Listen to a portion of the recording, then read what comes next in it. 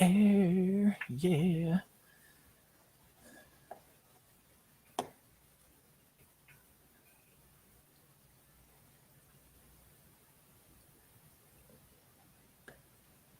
Let's get that copyright strike.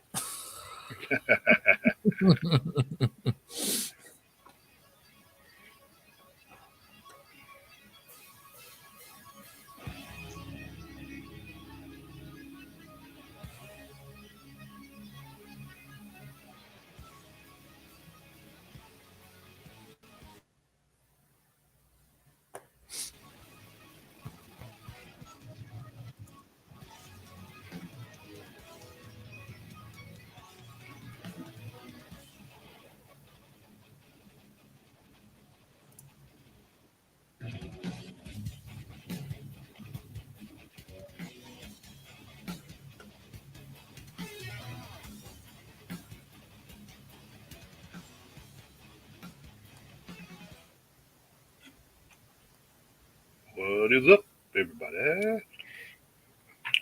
Good morning, everybody. Saturday.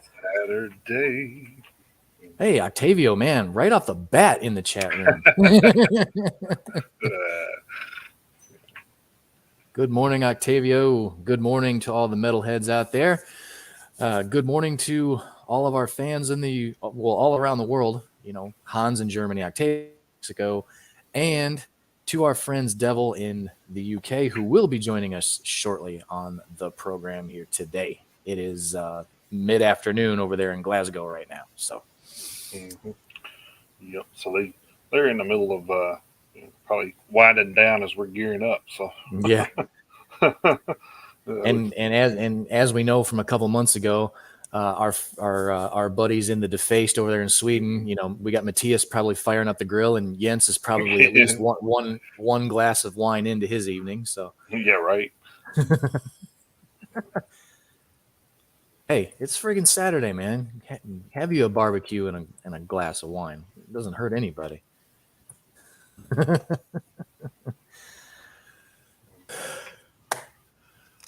Yes, we are super duper excited for today. I know we talked about it last week, and I know I jumped on here Wednesday night for a little bit. Octavio saw me. I don't know how many other people got to see me, but we do have our first live public appearance that we're going to be making this evening in Mexico. It is possible tomorrow. Yay, there you go. So we will be making an appearance tonight at the Slammin in the Sticks concert out in Belfast, Tennessee. Octavio, man, you kill me. Tacos. There's nothing. Hey, you never have to wait till Tuesday for tacos. But we're going to be out there this evening. Got 5 bands. We got a solo guitarist opening up the show. We're going to be out there doing our best to broadcast, interview, all that good stuff. So we're looking forward to that. We got a guest today. We got a concert tonight. So, And just so we get this out there, so people will know, we are taking off next Saturday. So yes, yeah. We've been doing this a year and a half without a day off. So it's definitely a good weekend to do it, as well as 4th of July weekend. So Yep. I know a lot of people are out doing things with their family on boats, on rivers, on lakes, whatever. People are usually busy that weekend, so we don't want to tie you guys up either. So Yep. So yeah, we will for the first time in Metalheads Unite history. We will be taking a Saturday off, but we will make sure that we're keeping up with all the news and happenings and everything. So we'll make sure we don't miss anything for when we get back on the air on July 9th. So we'll make sure we keep everybody up to date. And obviously, if anything major happens, we'll have it in the Metalheads Unite Facebook group. And I mean, if it's super duper major, we can always hop on here real quick and let you guys know if anything super duper serious happens. But yeah, they will just message me. So they're watching. They're good to go. They just want to know if there was a link to follow. So I don't know if they I link that you sent them there. I I could yeah, have. they messaged you back. I'm gonna make sure they got it. So Okay, because I was gonna say no, he said he don't have it. So okay, because I was gonna say I sent it to him in Messenger. So here I got it. okay, Maybe I'll do it this way. yep. Give us just a second, guys. We'll definitely get you guys hooked up. Yeah, no, that's crazy.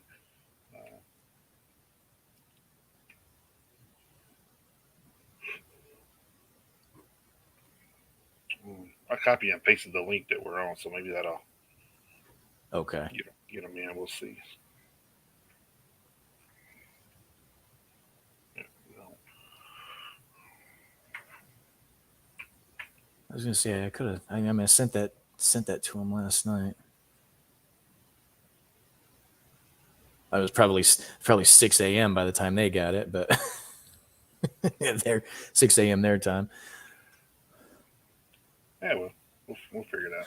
Yeah, Octavio, the Metalheads Unite Facebook group, the little thumbnail on the screen right up there, right above Jason's head, is the thumbnail you'll be looking for over on Facebook if you want to become a member of the page. So I'd have to look at the member list. Obviously, we're almost to 400 people, so I can't remember who all is and isn't in the group. But come on over, Octavio. We'll get you hooked up for sure. Absolutely. Wrong finger. Oh, he did use the wrong finger. Yeah, there it is right there. My other left. Yep.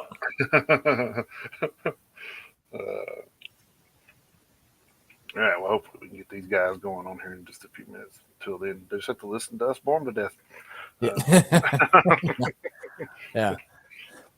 Well, yeah. Before we get into anything serious, I just want to say that I don't know. I'm sure a lot of you guys, already saw this, but man, we had some really, really good singles released this week. Oh God, yeah. Man, I mean, we had Machine Head release their new single for their new album Unhollowed, and then I don't know. Facebook user.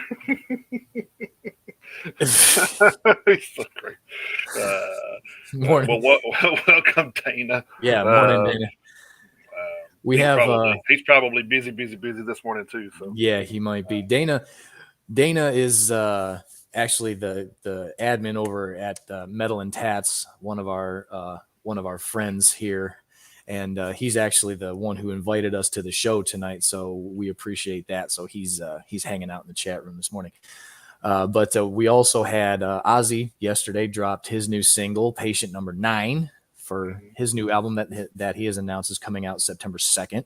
I believe it's September 2nd. And then Not to Be Outdone, and that's the reason why I went with the shirt I went with today. But good God, did Megadeth come out all guns blazing with that new music video? Jesus Christ. If that's any indication of what that album's going to be like, oh my God. That's going to be unfreaking real. I mean, maybe their best one yet. If the rest of it sounds like that, it's damn good possibility.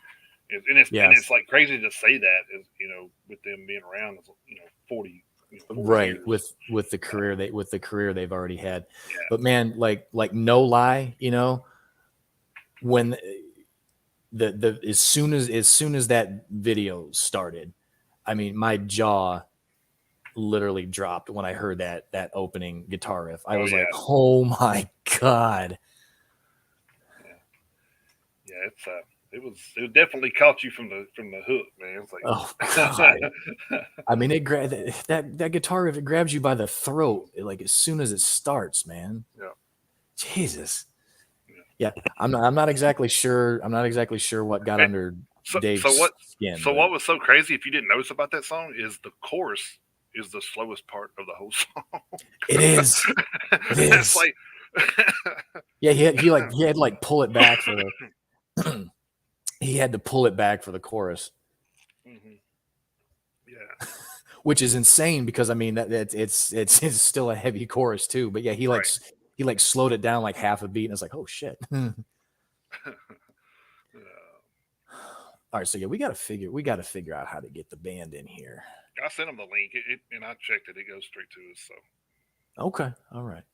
so Well, I was gonna say that's why I had done the same thing last night when I had sent it to him. So I yeah. was Well, like your link doesn't give you like the actual follow link. You have to click like the picture or whatever. That's why I couldn't share it. I guess I don't know. oh okay, all right. I Like guess when that it makes pops up, sense. yeah, when it pops up on my end, it just shows the Ah, StreamYard there we pictures. are. There we are. All right, give it just a second, Ryan. Buddy. Ryan, Hey, What's there up? he is. Sorry about that, buddy. that's all right. There's like a little sort of like setting And up there kind of thing going on is, first, but yeah, we're all and good. We're all good. and there is Alan. Is Alan camera shy? What we got going on with Alan? Yeah, Well, he's a little bit camera shy. Yeah, he's not going to be. Alan doesn't have a camera, sadly. Alan doesn't have a not set camera. up. Okay, Not set up, no. that is totally fine. All right, so we have Ryan Patterson, lead vocals, and we have Alan Graham, lead guitar of Glasgow, Scotland's very own Devil. Welcome to the Metalheads Unite podcast, fellas. Thanks for having us. Thank you very much for having us. Yeah. Yeah. And, Thank and you for congrats, joining us. congrats on the new album Hush. That's a man. It's a banger, dude. I love It that. is an it is Thank an you very much. absolute banger. Yeah, a long overdue, I'm sure, and I'm sure you guys have been itching to put something out. Looks like you've had some obstacles in the way over the years, but man, I'm glad you guys got to finally release that. So, Thank you very much. Yeah, no, it was, it's been a long time coming. so I think the thing like that stood out to me when I first heard you guys was I heard a little bit of Avenged Sevenfold. I know you guys have probably heard that before. Yeah. Never heard that yeah, before at all. yeah, Never. Avenged too. And then me and Avenged Chris what? were talking, and I said, you know what, we don't really like to do that a lot of times. It's like, oh well, this band sounds like this band because most bands don't want to sound like anybody; they want to sound like themselves. But Yeah, in you can't help it. Yeah, in a case, well, I mean, you're not exactly like Avenged Sevenfold. Don't get me wrong. There's, I'm just It's saying there influence. was parts of the album that kind of like, oh wow, that's Yeah, a little definitely, Avenged Sevenfold.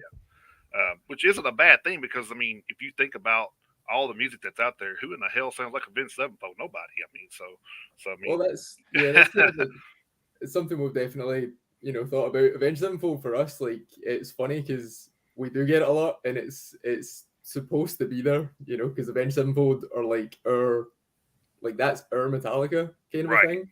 There you go. Like we've been listening to Avenged Sevenfold since we were 14, 15, like just getting into metal. Like that's really what broke us into metal. So for us, they're the idols that we learn from. It's the We same literally- the same way you'll hear Pantera and Metallica and Avenged Sevenfold's music. That's who inspired Right. them. So Yeah. this is who inspired us to play music. So it's going to be there. Yeah. I will say this: I actually checked out. I don't know who if you guys got together and put that playlist together on Spotify, but Yeah. and Chris, if you hadn't had a chance to listen to that, holy shit, dude, they're like right up our alley, man. Every song there, I'm just like, yep, love it. Yeah, I'm I gonna- love that playlist. So I still definitely add to have- that playlist all the time. Yeah, I'm definitely gonna have to check that out. I spent I spent the week obviously doing going back and listening to the album all the way through and paying because I think I listened to the album I listened to it the first after it first came out because you were the one who had listened to it and then referred me to it. So Right. back at the end of May when it came out, you would listen to it, like you got to check this out, you're gonna love it. And I listened to it and you're like I remember I think I texted you like the next day or 1 or 2 days after that. And I was like, yeah, that was fantastic. So, listen to it all the way through once on Jason's referral. And then obviously this being show week, we knew you guys were coming on. Yeah. But so I listened to it all the way through another 2 more times this week just to kind of, pay more attention to each song. That way, listening to the nuances and everything. And Jason's right. The funny thing was like and not so much Ryan your vocal style, but like the musical composition. Mhm. You could definitely hear the A7X influence. Well, and then like Jason said, it's not a bad thing because I've actually been a fan of Avenged Sevenfold all the way back from their first album too. When Sounding the Seventh Trumpet came out, I was like, these guys are great. So you guys could definitely do a lot worse than having A7X as an influence. So Sure, you guys could sure. do a lot worse. If you're getting compared to one of the biggest bands around at the moment, it's not a bad thing. You know? Yeah. Can't true. complain. Yeah, no, and I mean, it's that is our favorite band. Like me and this guy personally, that is our favorite band of all time. And we literally we used to sit after high school. And we didn't used to do homework or any of that shit. We just used to come back and we would have the City of Evil tab book, and we would just sit and we would learn every single song like inside out and all that kind of stuff. So it's Between that and the Ascendancy album from Trivium, that's kind of yeah, Oh that was yeah. that was our roots. yeah. That's We always looked to Avenged Sevenfold for lead playing and Trivium for rhythm playing because those guys were just nuts for us. Yeah, those that's albums were always been just the best. bread and butter. That's a great combination too. So Yeah, absolutely. Yeah. You talking we actually just Octavio, we are talking to Ryan and Alan from the band Devil, spelled DVL, if you're trying to look for them on Facebook or on Spotify. Their new album is on Spotify. I'm sure it's at a lot of places, but that's where we listen to them, as on Spotify. And like I say, it's DVL. So leave out all the vowels. Yeah. It's a very Scottish thing to do. Yeah, you have to buy those. So That's right. That's too much. But yeah, so since we're on that subject, you guys did have a previous album out, right? Yes. Yeah, the one that took the king. Okay, Was the and previous then album. like how do we go and listen? Because I've been trying to like find that somewhere to listen to. So It's hidden away in the dark recesses of the internet. So wow, okay, so I have to dig deep. Nah, you can if you type in the Pont to the King into Spotify or whatever, it will come up under the name Devil May Cry, because that was our old Oh, name. gotcha. Okay. So it's like Devil May Cry, all one word, and then there's a 3 in the devil instead of an E, and this is the reason we changed the You name. can change it. Yeah, we changed it. Yeah. So that we can start explaining this. Gotcha. That instead, now we have to explain devil is spelled without vowels. So Yeah, easier. Well, though. I mean, like we've been doing this a while. I kind of noticed that's kind of a thing that a lot of bands do. So we kind of took that's I told him, I said, this is going to be the one time that we think, oh, it's somebody devil, and they're going to be like, no, man, it's just DVL. Like, damn, that's what you think you know. Right, you get thrown a curveball. Yeah. Oh man, but that's okay though. I mean, curveballs are good though. But you guys said it was like kind of just jokingly. I mean, you said it's kind of a Scottish thing to do. But the funny thing is I've actually seen a lot of bands from over there in Europe who do that. Mm-hmm. So yeah. they'll you can tell what the word is supposed to be, but it's spelled, like in you guys' case without the vowels, or they'll substitute a letter in place of another one. So yeah. I actually just listened to a band this week called Raptors, and it's RXPTRS. RXPTR. Yeah, so they don't have any vowels either. They don't have any vowels either. Yeah. I don't know where they're from. I didn't do that. I didn't do the deep research on that. I don't know where they're from. It's a thing. Yeah. so it's definitely a thing that a lot of bands are turning to. Well, That's quite interesting. I guess at some point you just go through. Like, man, there just really ain't a lot of cool names out there anymore. So you just kind of find a way to mold a cooler name into something different. That's it, because you come up with a normal name, right? That's just like normal words, like whatever. I'd say it was Devil. There's like a million bands with the Devil with like the vowels in it. There's a million Devil May Cries. There's not just bands, believe it or not, rappers, because I did look extensively. Lots of rappers and things like that called Devil. Yeah, I think that's. I messed up the first time trying to listen to you guys, your guys' album, and I think the rapper came up first. Yeah, I don't think this is it. New metal. It's one of those things, man.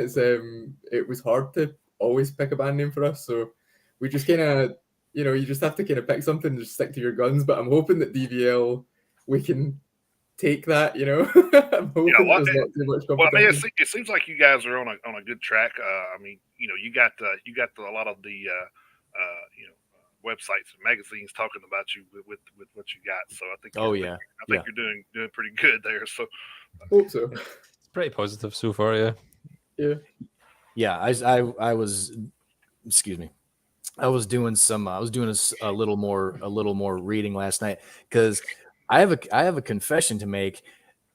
I didn't know your guys' entire band lineup until last night because initially obviously I went over to your guys' website, and then the only name I could find on your guys' website was this, and I'm going to follow up about this in just a second, talking about how you guys found your drummer. And so his was like the only name on your website. So I was talking to Jason on the phone last night while I was out because he had called me, and I said, "Have you been able to find Devil's entire lineup?" I said, "I haven't been able to find their lineup anywhere." And he said, "I'm doing some digging. I'll send you a screenshot of something." And he sent me the screenshot last night, and I can't remember exactly what website it was from, but he found the lineup. I was like, "Great!" So I took a screenshot of it, that way I would have it. But to follow up on that here in just a minute, I want to know the story, because I went to your guys' website, like I said, and I read the little bio you guys have there, but I want to hear the story about how you guys finally, because you guys are talking about in Spinal Tap fashion. I want to hear about the story. Yeah. I want to hear the story about how you guys finally found Lewis, your drummer. I want to hear that story at some point. How long does this video go? How long does this podcast go? Our boss gives us the green light to go as long as we need to. That's good. That bodes well. I mean, the thing about us and drummers is you would think that you would have the issue with more band members than drummers, but I don't know what it is. It's just it's one of those things that it's drummers have a diva-ness about them. When you find a good one, they know they're good. They know they're in high demand, and they're just. Is swearing allowed in this show? Oh yeah, no, absolutely, yeah. They're little fucks. Yeah. Yeah, and they just think they can do what they want. That's hilarious. Yeah, we've been through a few. We've had a few. The first drummer we had when we started Devil May Cry, which is now DVL. Mm-hmm. We just had I had personally had an issue with his play style. It just overused cymbals and things like that, and it didn't sit well with me and the way the music was. I just didn't like it. I wanted a different play style, and he just couldn't. He couldn't adapt. He couldn't change. So kind of parted ways with him, and then we found a literal psychopath who would scream down the phone. Which is this? Because there's been two. I can't remember his name. Remember he was screaming at his girlfriend down the phone. The one from college? Yeah, the one from college, yeah. Yeah, so we can't name names, obviously, but we went to college and we found most of our band members from that college. Like the other two guys in the band, the bass player and the other guitarist. Everything but drummers. So the drummer, we used to go to rehearsals and stuff like that, and he would come in with like a fucking wife beater on. Like, can you believe how perfect that is? And he was like on the phone, fucking screaming at his girlfriend, like just talking so much shit to his missus, and didn't sit well with us either. So, well, yeah, I could say you figured there probably wasn't a whole lot of practicing getting done. No, definitely not. Yeah, cut out the drama before it becomes headlines. There you go. Yeah. And then the guy we had before, our current man, was a really good drummer. We actually we really liked him. Scott was, but he had commitment issues. We got offered a tour off our last album through Canada and Europe, I'm sure, and he wasn't. Canada and America, so it was, yeah. And okay, yeah, he didn't want to do it, so that didn't want to do it. Okay, that's a new one.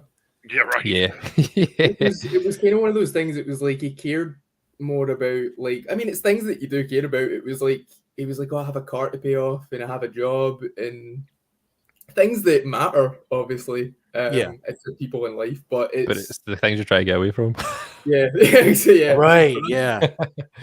I think maybe you just, when you're in a band, some people are cut from a different cloth. Where like me and Alan, like we would literally give up everything if it meant like a chance to get somewhere and play music for a living with this band. Whereas in his mind at the time, he just didn't want to risk losing his normal life for the band. So it was just like kind of parting of ways in that kind of sense. But it's it's just been really hard to find someone who's been committed, but we're doing good now because we did find Lewis. Did find Oh Lewis. yeah, I think you found your guy. So I was about to say. I mean, I'm sure it takes a minute to, because I mean we even had a our first guest. We talked to the lead singer of one of the last. They were in kind of the same situation as you guys were, but with bass players. Yeah. Oh, well. So I think they finally nailed down their guy too. But it's got to be a chemistry thing too, doesn't it? Definitely. 100%. I mean, it's great that you're available, but like you were talking about the first guy, all he wanted to do was, hit cymbals. So, I mean, Yeah. it's got to be a chemistry thing too. 100%. For sure, yeah. There was a couple of guys we got in to play guitar. Like, yeah, aye. For We've guitar. had a couple of guitarists. Yeah, we've had a couple of rhythm guitarists too. Mhm. They didn't quite fit, and the chemistry wasn't there. And Yeah. I think too, you go in knowing what you want the band to sound like, and then that person's not fitting the mold. And no knock against them; it's just not fitting your sound. So that's part of the thing. Yeah, we kind of already have like a template in mind for who you want to fit into that particular piece of the puzzle. So I wouldn't even say it's about the sound, like, because the rest of the band don't particularly like mine and Ryan's taste of music. We're a bit too. We're a bit too varied, open-minded. Yeah. Like a couple of them are very elite metalheads. Like they don't like to stray too far, blah blah blah. But their personalities and things just mold well with the band, and their technical capabilities mold really well, and that's kind of what you're looking for. Like, musically speaking, you don't mind if there's some clash there, and sometimes that brings out some really good music. Right. So are you guys founding members of the band? Yes. Yes. Okay. Is any other members of the band, been around from the beginning, or Kevin, the bass player? Yeah, the bass player for sure. Okay, all right. Because bass doesn't really matter.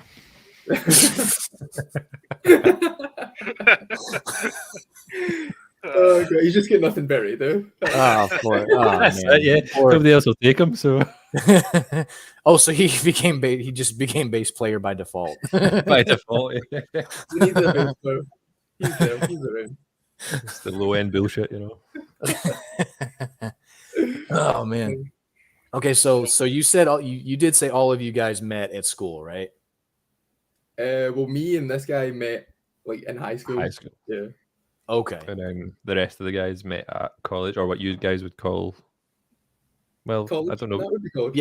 We do say college over here. So, but you say college for what we call university. So right. Yeah. Is there like a place between high school and college for you guys? No, that's the point. No, you graduate. You graduate from high school and then you go to college over here. So well, we didn't go to like a university college. I'll tell you that much. It's basically it's basically the same thing over here. We call some universities college. I mean, it's just we're kind of we're kind of as far as our language, it's really like. I don't know, it's kind of vague, I guess. We try to get vague with stuff. We call certain things like one thing, even though it could be, 5 different objects. But, we do that too. To be fair. Yeah. I think we simplify too much, but sometimes. Sometimes, yeah. I mean, when things get Americanized, it sometimes things get shorter, or so I mean, Americanizing things isn't always necessarily the best way to go, to be completely honest. but it is what it is. Yeah, it is what it is. They don't consult everybody about it. So no, it's these damn kids these days. I know, these damn kids, man. Yeah, exactly. All right, so Jason was referring to the first album that had come out when you guys were Devil May Cry. Yep. And it's you know what? It's actually funny that came up, because I heard of Devil May Cry. Mm-hmm. And I had no idea until just now when you guys were talking about that you guys were the same band, because I heard of Devil May Cry back in 13 when that album came out, 2013. That was when it came out, yeah. 13. I remember hearing about you guys. Well, so you're the guy. I'm the guy. Oh, shit. But yeah, I remember hearing about you guys and wouldn't have known that you guys were the same band if we wouldn't have had a chance to talk to you guys. So that's awesome. That's cool. That's cool. That's pretty cool to know. I didn't think that anybody knew who we were when we were Double Mayfly. So. Yeah, I did remember hearing about when you guys were around earlier on in your career. So how did obviously everything, we're halfway through 22. How did, and you guys being over there in Europe and everything, you guys had to deal with a lot more of it than we did over here. But how did everything with the pandemic kind of hamper the progress of the album? It fucked up. Yeah. Okay, next question. Okay. Yeah, I mean, we were supposed to go record, and then it was supposed to come out within 6 months of us handing the masters back to the record label, and it's been 2 years since. So everything was pushed back 2 years. So the album was supposed to come out 6 months after we finished recording in Italy, and just kind of fucked everything. It fucked the ability to promote it well because you can't go play shows, you can't go. Right. Everything sort of had to work itself out into what we're doing now, obviously. Yeah, that's got to be frustrating too for you guys to already have to wait that long and then, get put off again when you're that close to being done. Yeah, it was kind of a positive thing at the start because we started writing. So we signed a contract with the label 6 months before COVID happened, which was like February 2020 or something, or March or something. Right. So we signed the contract with the label and started writing the album from that point with the intention of July 2020 was when we were going to go record it. So we're writing like a fucking ton of songs. Like there's tons of songs that we didn't even put on the album that are sitting like on our like software right now that could potentially be like B-side tracks or whatever. Nice. Like there's a ton of stuff that's unused, but it was good in a way at the start because it meant that we couldn't go in July because they just wouldn't let anyone travel. Mm-hmm. So it gave us a little bit more time to kind of look at the songs again and go over them and refine them and add little things. So that was a positive. But yeah, in terms of, once we went over, we ended up doing it in September. We stayed pretty much that whole month in Italy and we recorded it. Came back. Brutal. We went, yeah, it was brutal. We came back from Italy.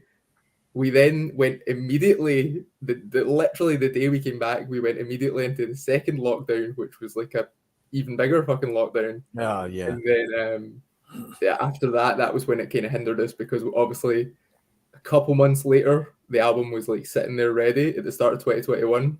And from 2021 January till now, we've not been able to put it out. So it has a year and a half. Good God. Yeah, definitely slowed things down a lot in that respect. So when were you guys actually able to actually get out and play on the record? When were you guys actually able to actually get back out? Now? Yeah, definitely now because we couldn't go play the songs that hadn't been released yet. So yeah, we've literally not been able to do anything really. Like we did get some offers for gigs and stuff like that, but we just thought that it would have been kind of. It's hard because it's some places still have rules and then some places are like kind of lax about it and things can end up. We've only just got rid of the COVID passport as well, which was a whole kettle of fish. Oh yeah, they were talking about doing that shit over here and that went over like a fart in church. So. I can imagine. Yeah, it was a waste of time. Yeah, forced it upon us. Everybody started dusting out their muskets and was like, "No, man, we're not." Exactly. Not worth it. Yeah. So, but I can imagine the logistics of it over there, because over here, obviously over here, in the United States, we're one country, but then all the different states have their, there are still states that are like you say that are a little different, but over there, in Europe, I mean, you got a whole bunch of different, literally different countries. So I can imagine how the logistics of it being so much more difficult over there. So as unlucky as we had it, I think we still got very lucky with managing to go record, because we just managed to squeeze into this little window that we managed to get over to Italy, get recorded, and then come back the day before it went back into lockdown again. Because if we'd come back a day later, you guys would have been stuck there. Yeah, we'd still be in Italy. Yeah. Getting eaten alive by the Sanzari. Yeah. Because I actually, and it's funny you guys mentioned Italy, because that was one of the I was reading a story about Italy when that was going on, and they no shit, the story that I was reading anyway, they literally shut that damn country down completely. You couldn't go anywhere unless you were you could not leave your house unless you were going to the doctor, or what the hell? There's literally only 2 places you could go. Other than that, you had to stay inside. And I was reading that, I was like, I would go out of my fucking mind. It was genuinely martial law over there. It was literally you do not leave your house, and there's people patrolling the streets to make sure you don't leave your house. And it was, obviously the people from the label were messaging us as it was all going on, and they were telling us those same stories as well.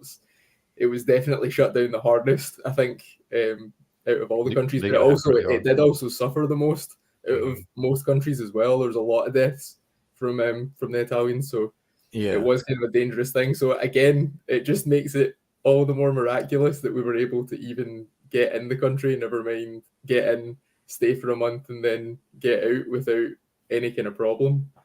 Pure luck. Man. So trying to change the subject. That's kind of my bad. Sorry about that. No, you're good, man. Because we, us being here, we know what we deal with, but we don't know what you guys went through. You know what I mean? So we try to get an understanding to kind of to go along with the what we need to ask or for sure. Sure. So and we found that it's kind of different because we've talked to a band from Sweden. We've talked to where was the other band from? I can't remember. There was another band from over there too, but it was all different. So it's everybody's saying something different. One was oh yeah, we was 2 months, then we were back at it, or and then the other one was oh yeah, maybe we were down for a year and a half. So it's been it's been a little bit different from everybody you talk to. So aye, for sure. Now Scotland was super strict, and it was strict up until literally about a month ago, and that's when we cut off all our rules. But until a month ago, we still had to wear masks and work and stuff like that, and it was just been crazy over here. Yeah, but they don't really have a leg to stand on when it comes out that all the politicians were throwing parties and things during COVID. Yeah. Right. The same thing happened over here. They can't catch it. They can't catch it. So exactly. Of course, no. It's not. It's only for the poor. Yeah, it's kind of it was kind of funny how dollar bills kept the virus at bay. You don't need a mask; you need a dollar bill over your face. Yeah. So I did happen to find the Pawn That Took the King on Spotify. So I was going to try to see if I can get that. Nice. Yeah, that's the very one. So I noticed some parts. I love that's another thing that I loved about the album Hush was the artwork. The artwork kind of stuck out to me too. I'm like, man, this is a great album cover. And I noticed with this character, do y'all have a name for your mascot there? Lester. Is it LS? Is it LSTR? Is it LSTR? You know what it is now? That would be awesome. LSTR. That would Exactly be awesome. Man. So you already got a lot of what most metal bands took years to develop, with Megadeth and Vic and Iron Maiden and Eddie. So I mean, y'all kind of got a mascot to go along with. Yeah, it was definitely one of the things that we kind of set out to do is those are Megadeth are one of our favorite bands too, and Metallica obviously, and Iron Maiden. So it was a given that we were going to have a mascot for sure. So it was just a matter of coming up with it. The rest of the band fucking hate it. Yeah. Oh no, really? They think it's the Well, dumbest shit ever. Like, They hate it, especially the drummer. Especially the drummer hates it so much. we yeah. tell them we think it's cool as shit. So I will. Yeah, maybe, we maybe, do. Maybe, Yeah. maybe if he hears an outside opinion, maybe then. Exactly. Exactly. Yeah, and I don't know, and I don't know if you guys have ever seen the movie Joe Dirt, but you know, you can tell the drummer, it ain't about you, it's the consumer, you know. So I've actually not seen that yet. I can't believe I've not seen that film because that's David Spade, isn't it? yeah, that's Yeah, David yeah, Spade. Yeah. Yeah, So I need to see it. I will watch Yeah. it. I do like David Spade. yeah, but no, it's. I mean, we've talked about this on the show like quite a few times, and at the beginning of the year when we were doing our 2021 year in review episode, we actually went through and we were talking about just album covers. That, you know, it wasn't even necessarily, you know, had anything to do with like our favorite albums or favorite songs or anything, but we went completely back and we just reviewed a bunch of. We put a slideshow together and we were just talking about our favorite album covers of the year. So that's kind of one of the things we pay attention to in addition to the music. And we've talked, you know, on multiple occasions here about, we don't think, and you know, we put this question to you guys too.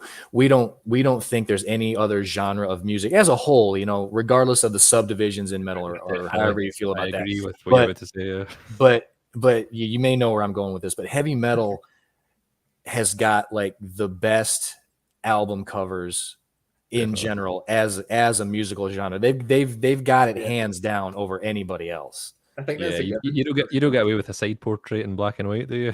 no. I mean, part of it, you know, it's one of those things because see, when someone says Master of Puppets to you, do you not just immediately picture like that graveyard? Uh-huh. Hands? Like it's one of those things. Like there's in Number of the Beast as well. You just immediately picture that imagery, and I just feel like you can't have a good album without album artwork that directly relates to the music. Right. It's just one of those things for us. Like it's definitely super important to have artwork to kind of look at, and that's what you think about when you're listening to it, and it kind of there's a lot of like we put a lot of thought into what we want in the artwork before we send those ideas to an artist. Like most of that artwork on that has relations to the songs and lyrics within the songs. Like there's things in there that relate back to songs on the album, which was right. We just like that sort of imagery. So is Alan Patterson? Is that a relative or? That's my dad. Yeah. Oh, okay, gotcha. Okay. Well, welcome to the show. He's actually commenting on Facebook. So. Hello. Hello, Alan. He said Kevin's magic and had a heart. So. Kevin's not here, Alan. All right, I'm actually gonna share the album cover with everybody because I just love the specter of Lester just hanging over the little town there as it's on fire. Yeah. I love it. Hang on. All right. What we'd wanted with that was the like it was supposed to be like a movie poster sort of thing, like an old time movie poster, and we wanted like if you'd ever seen the poster for It, where he's just sort of in the background, just just there creepily, and wanted that, and then we sent it off to this girl, and told her all the things we wanted, and we didn't know that she actually specializes in drawing children's artwork for books, and that's why it has that sort of particular drawing style, which we actually loved. So worked out well. Yeah. Ended up being it was one of those, like, it is absolutely nothing like the examples that I sent her. Like, absolutely nothing like what I wanted. But when she sent it back, and I was kind of like, that's kind of different to what I thought it was going to be. And then I looked at her portfolio properly, like on her own website, and it was like she's some kind of famous like children's book artist. So I was like, oh, okay. So, and she just kind of does metal album covers like as a side gig kind of a thing. So it just turned out like that, and I do kind of love it now. It's for sure. It's ended up being a lot better than what I thought it was going to be. Well, I mean, we think it turned out. We think it turned out amazing. Oh yeah, And it's in my list for top 10 album covers for sure right now. Oh, Thanks. it's shit. It's solidly in the top 10. Are you kidding me? So God, it's not even. I don't even think it's close, man. It honestly may be pushing top 5 so far. But That's Thank you. bold but the statement, funny love thing it. is, I mean, if this is the cover art of a children's book artist, we may have to check out some of these children's books. Yeah, right. maybe it's like a Brothers Grimm type. Brothers Grimm, yeah. Kinda, yeah. For sure. Yeah, no, but I mean, it's one of those like super. I think artwork is very, very important in heavy metal. It for so sure. is. I don't think that I really listen to many bands that don't have like pretty incredible artwork. It's one of those things, but I suppose more modern metal bands don't really do it anymore. But Which is a it's shame. It really is. It is. yeah, Like So, that. I mean, it's actually a good point that you brought that up, because I mean, I don't know how old you guys are, and I'm not going to ask, but I mean, you talking about modern metal bands, you guys basically are. So in that instance, you guys are kind of the exception to that rule, which Bringing is it back. good, because I mean, you talking about the influences you guys have, talking about talking about Avenged Sevenfold, some of their album covers, most of their, with the exception of the White Album, obviously, because it was just, it was just a death bat. But, Avenged Sevenfold's had amazing covers. Trivium's had amazing covers. Yep. You referenced Metallica and their Master of Puppets, but I mean, even Kill 'Em All, Ride the Lightning, and just, all of the early albums that everybody loved, before they, became, the Metallica that, people wanted to, polarize, but that's neither here nor there. But Yeah, and if you're bringing that up, maybe I never thought about it like this, but that could be a reason why a lot of the old Metallica fans, whenever they come out with the Black Album, are just like, "What the hell is this shit?" Because there wasn't no extravagant album cover. Yeah. It wasn't the things that they were used to being. Yeah. The previous 4 albums. So just by having that change in their artwork, you could tell there was going to be a huge change in their sound, I think. Right. And it was maybe quite frightening to a lot of people when they first heard that. Yeah. But it turned out to be their biggest album ever. So no, there you go, exactly. I mean, the Black Album, this might be a controversial statement, but I think it's hard. It's hard to say this, but I think that all in all, from start to finish, I can't even say it. I don't know. No. You let the. You've said it. You've started it. You're gonna say it. You did. Maybe the Black Album doesn't have all the best songs, right? Maybe it doesn't have all the best songs, so maybe it's not the best Metallica album, but it's definitely the best sound that I think they've ever had. Like sonically, the album sounds fucking so heavy, man. So heavy. And it's just in standard tuning. And it sounds heavier than half the fucking downtuned shit that you hear today. It is insane, the sound that they managed to get on that album. Like it's definitely another album that hugely influenced how we record guitars for our albums as well. Big time. I think Ryan squirmed his way of saying that was his favorite Metallica album. There. I actually don't think that's that controversial a statement at all. Because I mean, I will say this from a personal standpoint: the Black Album is my favorite album. Nice. But I will say I don't think it's their best. So I can say that it's my favorite album, but I don't think it's their best. I still think Master of Puppets is their best album overall. Yeah. But the Black Album is my favorite.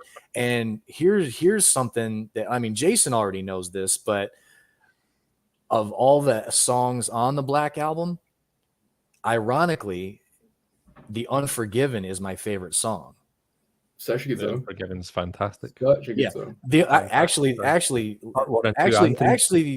Unforgiven is my overall favorite song, like, of all time, and that may sound kind of strange, being as big of a metalhead as I am, but so yeah, I don't think that's as controversial a statement as you think it is. So ask Jason. This will make Jason laugh, but just ask Nielsen SoundScan. So.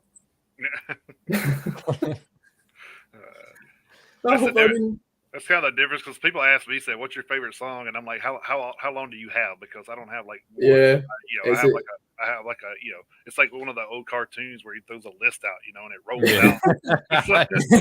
out. That's hard. It's That's a hard to very hard choose. question to answer. Yeah. And I think that's the hardest thing for us doing this every, this is going on our second year, our second full year. So once we get to the end of the year, and I think that was like the hardest thing for me last year was trying to like get all this great stuff that came out and condense it down to like 10 albums. And it's like, It was. this was, I was like, man, this is so hard. And it's like, you got down to like, you could probably get your top 3 pretty quick, but then you had to like balance out those 7 and you're just like, oh man, this was great. And I'm like, oh, and it's kind of like you got to find that one little thing that's different to push the one above the other, and it's really not fair, but it is what, we kind of, We actually did what was it, a radio takeover thing recently where we had to record us and 10 songs that influenced us, and 10 of our, it was such a hard thing to do. Yeah. Well, I mean, by your playlist, I could tell that narrowing that down to 10 would be hard for me. So yeah, the playlist has like, I think it's like 4 hours long there or some shit. I think it's like 3 hours and 40 something minutes or something. I can't remember. Yeah, it was pretty long, but I'm gonna have to check that playlist out. I'm gonna have to. I think I had it playing. Like I think it actually went over and played again like during my commute because I was driving for like an hour one way to work. So and I think it flipped over. I was like, oh man, and I didn't even like realize it until I think on the third time it was trying to flip. I said, wait a minute, I think I've done listened to this twice. Actually, I think I forgot I was even on your guys' playlist, I think is what it was, because I was like, oh man, I think I heard this. And I was like, oh, hell, I'm on Devil's playlist still. No wonder.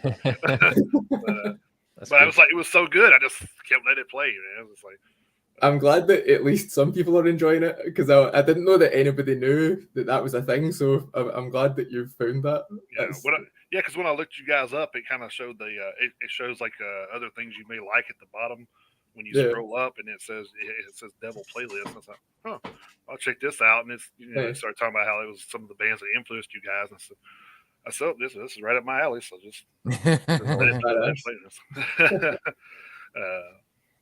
So I did want to show you guys something that was kind of I thought was kind of weird. It's another band called Emissary. This was their album cover. I don't know if you can see that or not. Yeah, but you want to check the thing out where he's doing. Those albums came out the same day. Really? Yeah, came out the same day you guys' album come out. I thought, wow, that's crazy for 2 albums. For 2 albums. Yeah, right. 2 albums that come out with the Hush. I was like, wow, that's crazy. Yeah, that's cool. Man. I thought that was really cool artwork. Emissary, I'll need to check that out. Alan said you guys are great too, by the way. So. Of course, there is a. He may be partial a little slightly biased. Yeah, but at the same time, there's a crying, laughing emoji too. So I don't know how. Right. Subtle sarcasm. Yeah, I can hear that Alan laugh in my head. So not to get off the subject too far, but just to let you know a little bit of my heritage. My mom's name was Patterson, and they are of Scotch heritage. So all right, very cool. How many teas? Somewhere down the line, we maybe can. So. You never know. All right, how many T's is Patterson spelled with? 2. Yeah. 2. Nice. All right. Same way, yeah. Same clan, yeah. Because the other guitarist is Mark Patterson, but is with 1 T. So usually, I know. Yeah, opposing clans. Yeah. I know we did like some heritage thing before, and I think the thing that stood out to me was Rob Roy was actually in the lineage there somewhere, and I'm like, oh wow, that's kind of crazy. But it's something I've not even we've not even really looked up like a lot of the heritage stuff. Like I was the best man at a wedding recently and had to get a kilt for it, and so obviously you usually get your clan's kilt pattern on your kilt. So that was like literally like a month or 2 ago. So that's kind of the first time that I had even kind of looked into the heritage side of like my name and stuff like that. But it's a cool thing. There is a lot of stuff to dig into for tapestry sure. Of history. Yeah. All right. I did just now find the playlist for you guys, and I just want to say It's not 4 hours long. It's 8 hours and 49 minutes long. Oh, is it really? Oh my god! Jesus. Yeah. Jesus. Yeah, it's 8 hours and 49 minutes long. That'll get you through the working Wow. day. Yeah. Yeah, the whole damn shift. Yeah, you start it when Yeah. you show up. So Okay, I had it planned for longer than I thought. Then I guess. But yeah. You've been listening to that for 3 days straight, buddy. Yeah. But I mean, just right off the hop, though. I mean, you got Ace of Spades, Breaking the Law, Master of Puppets, Wild Child by Wasp, Welcome to the Jungle. Ain't Talking About Love, Symphony of Destruction. So I mean, you guys have got some literally iconic influences, of course. So which is something great, and like Jason said, right up our alley, because Jason and I are both thrash guys at heart. Yeah. So. But obviously there are other subgenres that we gravitate towards. Jason's more of a metalcore guy than I am. I'm more of a power metal guy than he is, and so on and so forth. So Yeah. I mean, I listen to more bands out of Scandinavia than he does, and but at our cores, as far as our heavy metal fandom, though, we're both thrash guys. So that was another reason why your guys' album to us was so amazing. I do want to ask this, because Jason brought this up to me before I even heard it. Whose idea was it to put saxophone on the pitch? Yeah. Funnily enough. Yeah, the label owner. Yeah. Label. Did they? Oh, okay. Did they force it on you guys? No, absolutely not. No. Okay. There would be having none of that. Thank you. This is our dictatorship, not a democracy. It was the so we were in the studio recording, and then towards the end of the whole process, it was mostly just mixing and mastering that was going on, and just some little things here and there, and we were doing the sort of like little acoustic-y bonus track things. And the label owner came over to the house that we were staying in, like the studio, and he sat and listened to the album from start to finish with us. And just when he heard that song, like he was like, "Oh man, like we really like I hear something so Guns N' Roses in there. Like we just need to get like saxophone or something in there. If I can get saxophone, do you guys want saxophone?" We were like, "Fuck yeah, absolutely, we want saxophone in there." if we knew we had that sort of thing at our disposal, we'd be throwing it fucking everywhere. Like we love strings, saxophone. I love that big band sound. So yeah, absolutely. Yeah, the bigger we could make it sound, the better. And I say that made that song unique for me. It absolutely did. Yeah. So when I heard it the first time, I was like, "Damn, I think that's a saxophone." Of course, my wife played sax, so she was like, "Oh yeah, that's an alto or whatever." She knew everything about it. So yeah, she knew what brand of saxophone it was. Probably. But she was just like, "Oh yeah, that's an alto or what?" I think that's what she said it was, but I'm not real sure. But anyway, I just thought it was really unique to and it fit perfect in the song too. Man, the guy did a fantastic job. We obviously finished that song how we thought it was going to be finished, because it was one of the last songs to come together, because like we had the first half written and we weren't sure how we wanted to build it. I kind of knew I wanted to build it up underneath Ryan's vocals and sort of just like have that sort of crescendo towards the end. We just weren't sure how we were going to execute it until we were in the studio and let it blah blah blah. And then he says, "We're going to send it to this guy to play saxophone," and sent it off, and he sent his saxophone parts back, and the label or the producer sent it to us and says, "You have a listen to this and tell us what parts you want us to keep." And we listened to it and we're like, "Fucking all of it." Literally. So, what parts do you want to keep? The whole thing, it's amazing. So no, I was just gonna say. So was the pitch the only song that they wanted to add saxophone to, or were there any other songs that had parts that didn't make it? It was just the pitch that was the only one they wanted to add the saxophone to, and we didn't really think about using it in anything else. I don't think it would have made sense anywhere else. Maybe we could have put it in Hallows, or we could have put it in Stranger. I actually think it would have sounded good in Stranger, but possibly. That's after the fact. Yeah, just the pitch. But no, they sent it to this guy who I think plays in an orchestra in Italy, and we got the tape back to listen to it, and it was like literally they told us he just put the track on and he improvised the entire, like, from start to finish. So whatever you don't like, just let us know and we'll cut it and you can keep what you want to keep. And we listened to the whole thing in Alan's car from start to finish, like, not mixed yet. And we were literally screaming like little girls in the car. You were at a manly scream. From honestly, it just couldn't have been any better, and we couldn't imagine cutting any part of it because it was just so perfect. Yeah, so perfect for that. Well, song. when you know, and when it hits you, I mean, it just added that noir vibe to it. Yeah. That's actually, that's actually a great description of it. Noir. That's perfect. Yeah. That's a perfect description of that. And like Jason said, it kind of made the song. Yeah, 100%.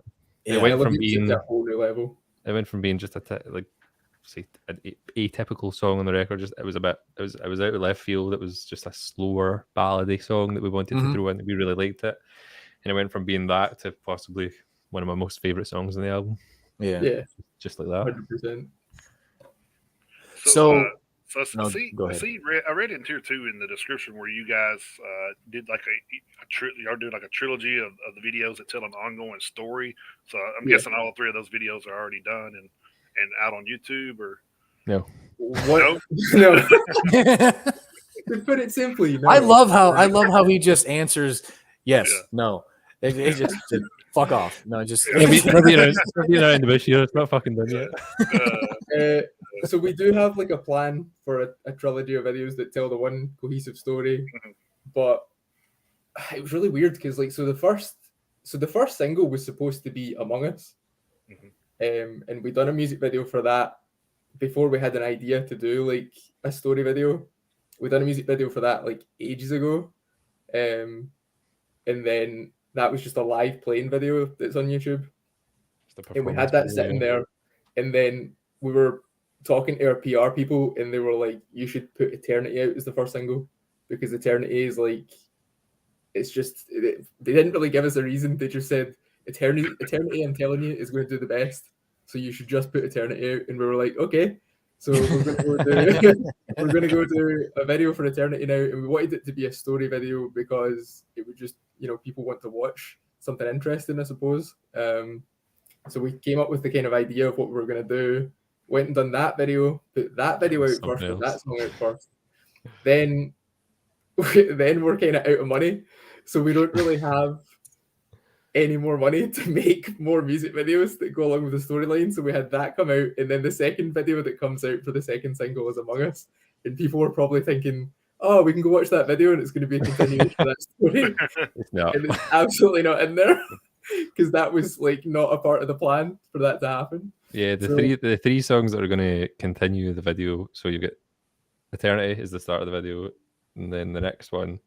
I can't say this, can I? I don't think we've even decided. Have we actually decided? Yeah. I know one of them is going to be the pitch. One of them will be the pitch.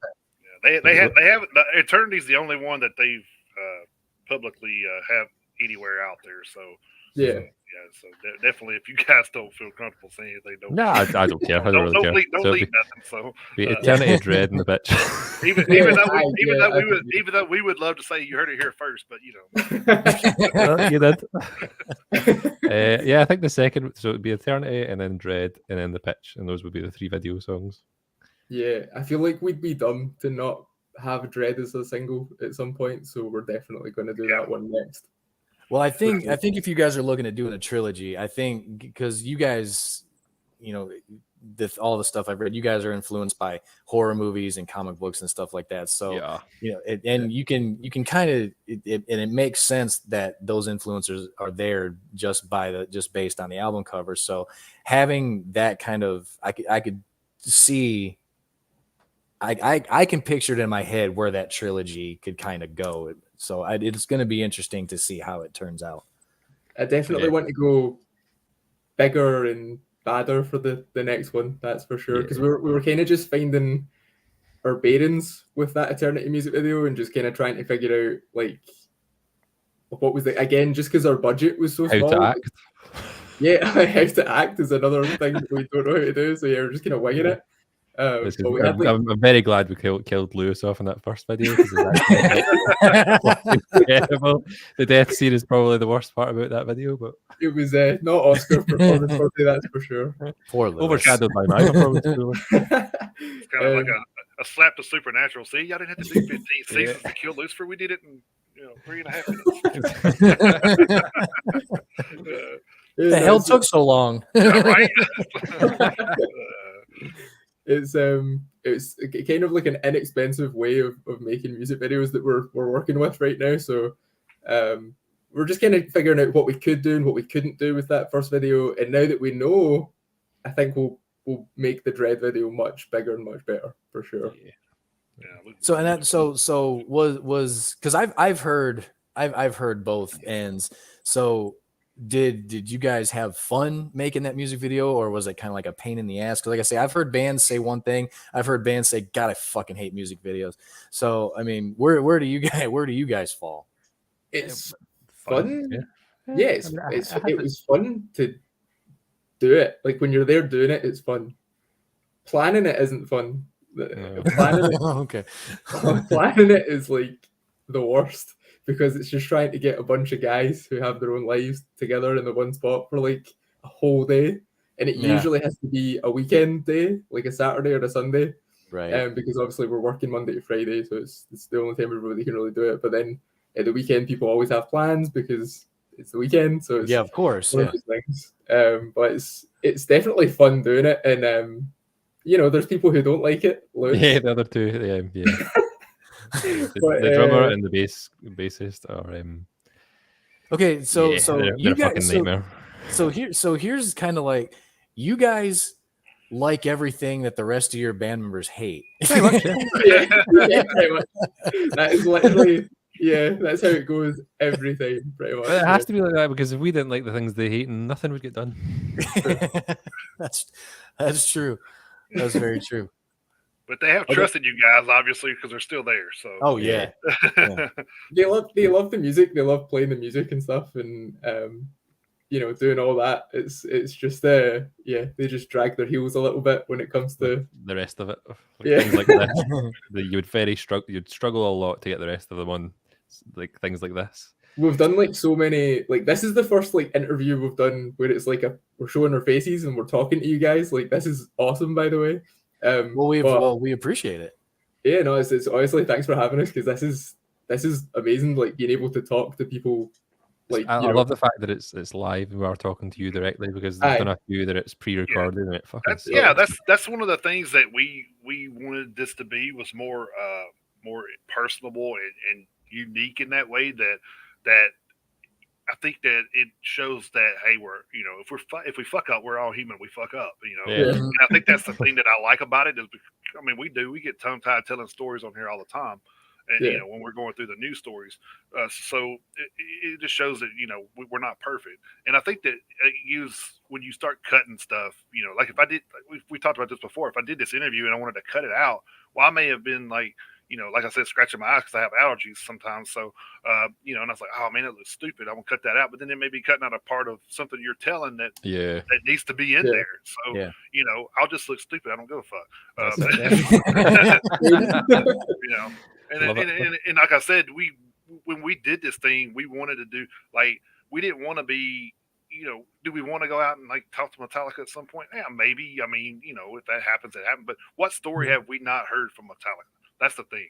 Yeah. It's like we know the stories. I mean, unless something's happened in the last 4 years that nobody's heard or seen about, we know all the story. We know the Cliff Burton story. We know Jason Newsted story. We know all that stuff. Yeah. So it's like we want to talk to these bands that we think should be bigger than they are, and and try to help them push while they're helping us push. So we're trying to help each other. You know what I mean? So and that's kind of like the way we looked at it when we started this thing.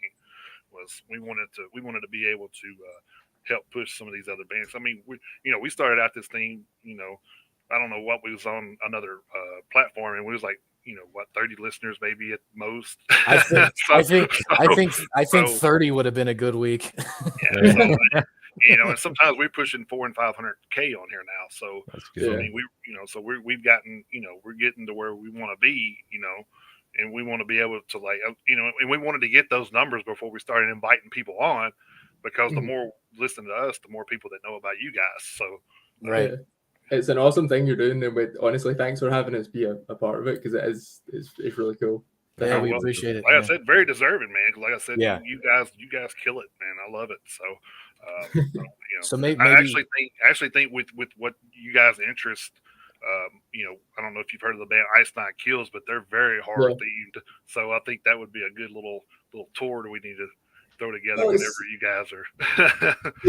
we're cooking stuff up in the background just now, so that's something that could potentially maybe not a full tour, but they're playing Glasgow next year, at the start of the year. So if we can, we're going to try and see if we can make that happen for sure. Oh man, it's definitely a perfect fit, I think. So I think so. And with that, or Emotionless in White, a lot of those guys are kind of a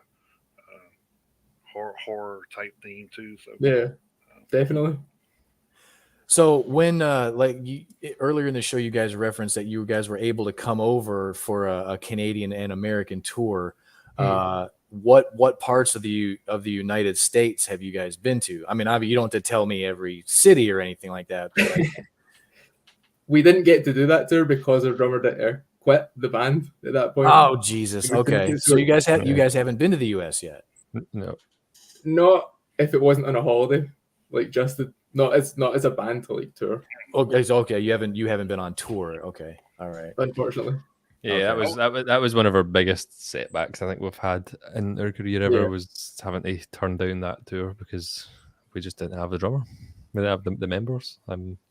Because obviously it's a financial thing as well. So yeah, with the drummer pulling out, you have to find a replacement. Possibly you have to hire a replacement, and then you have to hire them to go on tour with you across all these different places. Yeah, it was unfeasible after he quit. So it really fucked us. It really fucked us, and we were very down after that one. It took us a while to get back into the swing of things. Definitely. Well, yeah, and I can kind of understand that, especially because I'm not exactly sure when that tour was supposed to happen, but I'm sure, especially now. I mean, I don't know what you guys are paying for gas over there in the UK, but I mean, gas prices are fucking insane everywhere. Talk about it, So I mean, and there's been, we have a segment on the show called Hitting the Road where we talk about all the tours that have been announced. So, whether it's bands coming in, coming out, tours getting canceled for this, that, and the other. Over the last month or so, there's been, tours that have been getting canceled for quote unquote logistical reasons. And basically, as far as we're concerned, logistical reasons means we can't fucking afford gas, So, I mean, eventually, so being able to, drive around the country, whether it's over here or over there, going from country to country in Europe, or, I mean, hell, you guys got to jump across the water to get to the mainland. So, I mean, so just having to get everything planned and then having to find a way to pay for it. I mean, it's kind of understandable. I will say this though, whenever you got, and one of you guys needs to write this down. So whenever things kind of do get, settled down and everything, one date that needs to be on the tour when you guys finally make it over to the States, Nashville, Tennessee. I would love, of course, yeah. Would love because that way we would bend over backwards to make sure the two of us are there, because we live about 45 minutes south of Nashville. So Nashville is obviously such a huge place of music in general. So it's such like it's like a musical Disneyland. So it's one of those things we've always wanted to come and play Nashville. So it will happen, but it will happen. Yeah, I think actually in the same week a while back we had like what's that? I can't remember the country artist's name, but I think it was like Bentley. Dierks Bentley. Yeah, I think he was here, and then Shinedown was here, and then New Kids on the Block was here, and then Megadeth was here, all in the same venue within the same like week and a half. That's crazy. So it's kind of like they definitely dip into every genre. That's for They sure. love their music, they yeah. really do. Yeah, and coming up in September in the span of 4 nights, my daughter and I are going to see Exodus, Testament, Death Angel, and Slipknot in a 4-night span. Wow. That's So- crazy. Yeah, so yeah, you talk about Nashville. I mean, they do call it Music City here, but Yeah. ironically enough, it is. I mean, naturally, Nashville is known for the country music scene. That's basically Yeah. where it was invented. But like Jason said, you guys come over here, and you come to Nashville. You will probably be amazed at the amount of heavy metal fans that are around here. It's so funny. It's pretty unbelievable. It really I was is. talking about this with some coworkers the other day because my office that I work at was right downtown. I said it's so funny. Like you see all these people like with the cowboy hats and the boots and stuff. Those are actually the people that are visiting here because none of the people that actually live here actually wear that shit. It's all like a concept that people think, oh well, I got to wear cowboy boots and cowboy hats. Yeah, you really don't. It's like coming to Scotland and wearing a kilt. Yeah. You'll be the only one. Yeah, I mean, like I was always under the impression that was a special occasion type thing, is when you wearing kilts and stuff. But 100%. Yeah, 100%. it's like you just don't go around wearing it all the time. Definitely not. Yeah. No. It's too hard here. Although I might would wear one as hot as it is around here right now. I might wear one without underwear. Yeah, no shit. I probably would too. Yeah. I will. It's 9 layers of thick cloth. It's not going to cool you down, buddy. Yeah, I will say one thing. Kilts are badass, though. I think kilts are fucking awesome. Of course, Jonathan Davis of Korn, kind of. Yeah, he wears one on stage all the time. So yeah.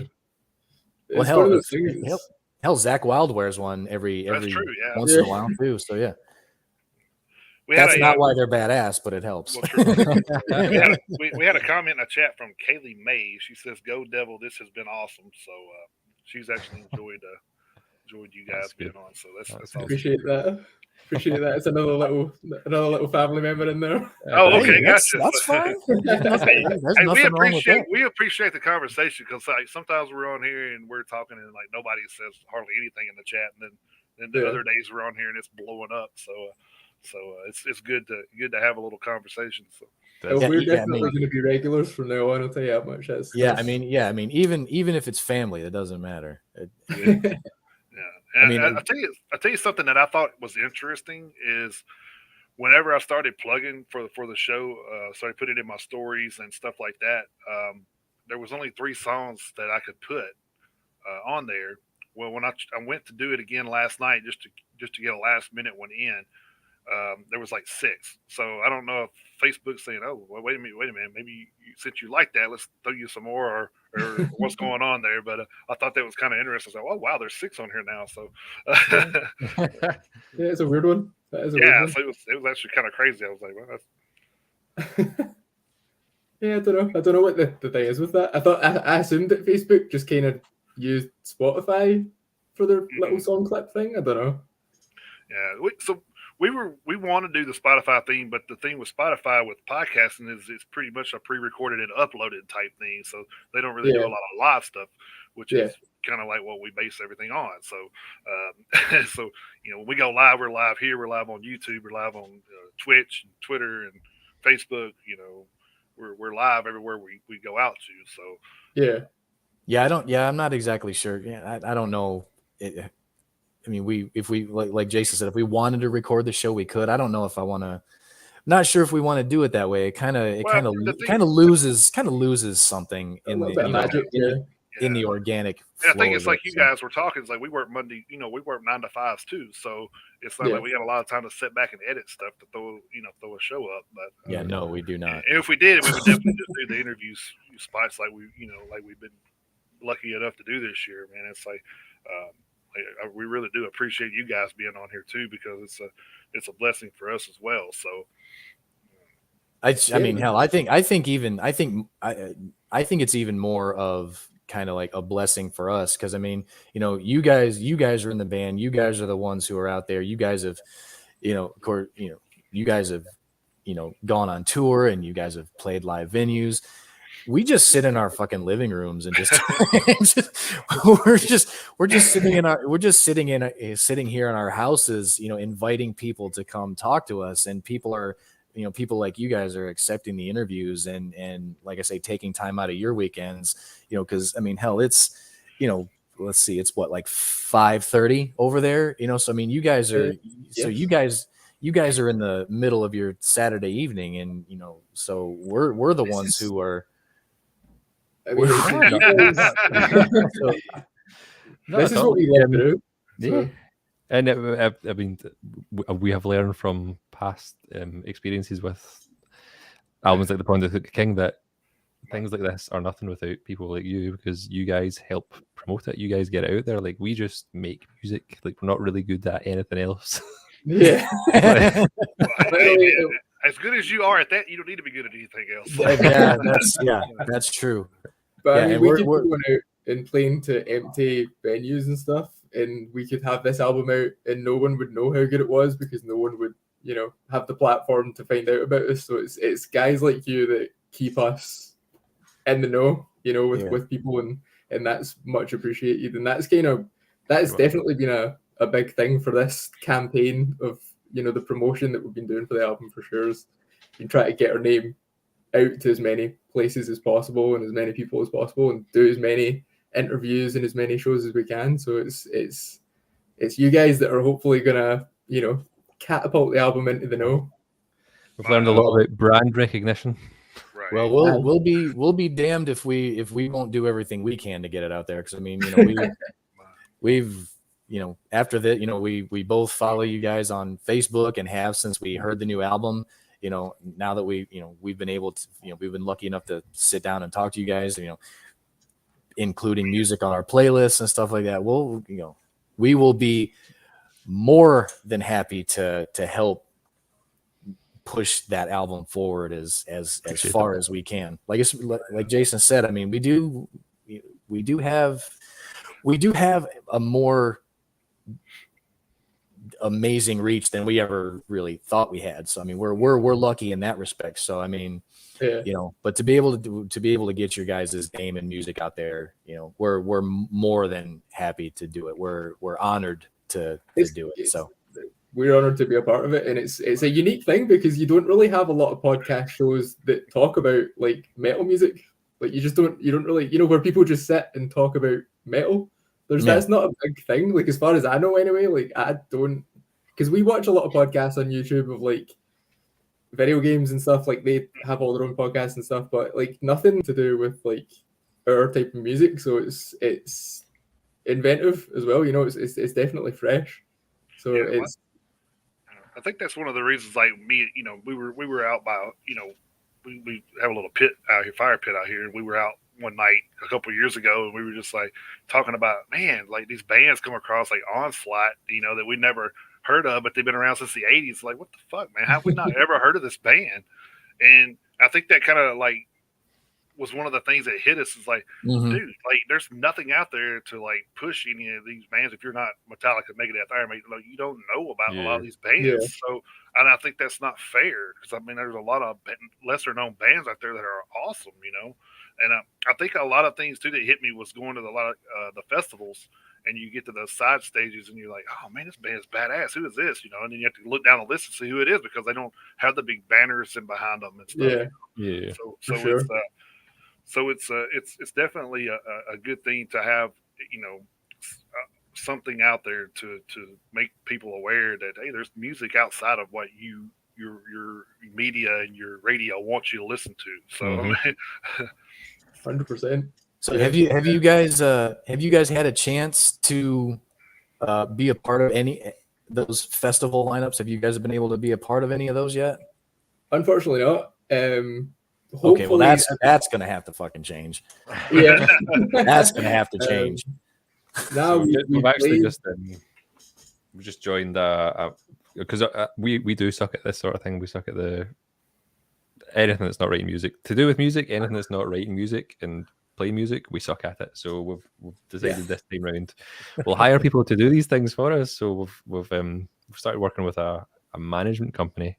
Yeah, who are hopefully going to get us through the door with these festivals and gigs and Yeah. tours and things like that. They know what they're doing. That's their business. And As the much music as is their we, business. yeah, I mean, it's like I was saying, as much as we can play, shows like here and at home at Edinburgh and Glasgow and Aberdeen and all these places, it's like you're often playing to like either Your mum and dad. your room or your friends and family, or a bunch of people who we've played to like we supported Ginger a few years ago, and that gig was packed front to back in the venue. Like people were squished in like sardines, and genuinely, like out of all those 300 people, I don't think one person followed us on Facebook after it or like picked up anything. So it's one of those things. It's just really hard to do on your own. Yeah. So we now have people in place to hopefully, gradually get us these sort of bigger events and make us more known. For sure. All right, well, I mean, good luck with that, and hopefully this will be some sort of catalyst for that. And speaking of mom and dad, Yeah. Ryan, your mom is here. Oh, Jesus Christ! That's my This is son. exactly what a gig would be like. Well, Live video concert right now. Don't feel bad. My wife's in a chat too. She called me out. She said, "You do not work 9 to 5, nor do you work Monday to Friday." Oh God, Man, what's Ryan's mum saying? It just said that's my son Ryan with 3 exclamation marks and a blue heart. Oh, a blue heart. Lovely. Cold. Hey, but if it wasn't for the females in our life, though, I mean, seriously, but Where would we be? Yeah, right. There's no telling. Yeah, well, if it wasn't for them, we wouldn't be here for sure. But yeah, definitely. All right, so how exactly? I mean, circling way back around to the actual album. So how do you guys do the writing of all your music? Ryan, do you do just the vocal part, and then Alan, you do like the musical part? I mean, is it like a like? Do you guys do your parts individually and then put them together, or are you guys kind of doing it? To all of that. Yeah, we do. Yeah, there's Alan. Yes. Yes. It's a complicated one to explain because obviously I'm just the singer and I only sing live, and we have like 2 guitarists. But because me and Alan, like I started out as a guitar player, so me and Alan have been playing guitar together for since we were 14. Yeah, so Ryan's actually a very ridiculously good guitar player. Thank you very much. Yeah, you'll never see it live or anything like that, but the man's he is ridiculous. Well, see, that's like a special treat thing that you have to do live now every once in a while. Yeah. When you do get big, you're like, "Hey, Ryan's taking over guitar." Ryan can rip out a tool. Yeah, maybe one of these days. Guitar wars between Alan and Ryan. Yeah. But, like a dueling guitar solo kind of thing. Yeah, like Crossroads. Crossroads. Yeah, I'll be the devil. Exactly like Crossroads. Well, I think the cool thing would be is like get him known, and then like he just pops that out of nowhere, and everybody's like, "Oh shit, I didn't know he played." Yeah, guitar, didn't realize. Absolutely. And Definitely. then I'll sing really high as well. Nobody will see it. How they work on that though? We'll pull that out of the bag at some point at a gig for sure. But so we kind of just have played guitar for a long time, so it tends to be me and Alan that write the songs on guitar, and then it kind of just what it does. Like if we're together and we're playing guitar together, then sometimes we'll come up with stuff and we'll end up thinking of a song there on the spot and we'll do it together. Sometimes, like I think for this album in particular, it was kind of the first time we've obviously because of COVID we were living in separate places and couldn't see each other. Mm-hmm. So we were sending voice notes, or we were recording entirely our own songs on Reaper. And then I would send my songs to him and he would add to things, and he would send his songs to me and we would add to things, and we would do it like that. And in terms of like vocals, Alan comes up with lots of vocal stuff as well. I think there's a whole Hush, like the song is like pretty much entirely Alan's like writing vocally. Okay. So it's just one of those things. It's just kind of whoever comes up with coolest thing, coolest little bit, then that's what goes in. It's kind of how we if you're feeling a song, you just run with it, and sometimes you just need, like, sometimes I'll have written so much of a song and I just get stuck. I just writer's block. You just get stuck, and I just send it to Ryan, and he sends back some crazy stuff, and I'm like, things I would never thought of, and I'm just like, that's exactly what that song needs, and so it just kind of play off each other. Yeah. And then the rest of the band hates it, but they play it anyway. The rest of the band hate is because they have to fucking learn it. Yeah, Kevin and Mark like the songs, so they're happy to learn it. It's more just Lewis that's like the punk rock guy who hates learning the songs and hates playing it. He's the punk rock guy that's been forced into using double bass, so he's not. Yeah. Okay. All right. See, I didn't know he was a punk rock guy. Okay. He's like a hip hop punk rock kind of guy. Okay. All right. Okay. So we've done this with some of our past guests, and so we're gonna do it here with you guys. We want, and I know it's been kind of tough, being over there where you guys are, but we want a good road story. A good road story? Road story. Wait, to be fair, there probably is a good road story. There definitely is, but it's just finding the ones that are okay to tell. Yeah.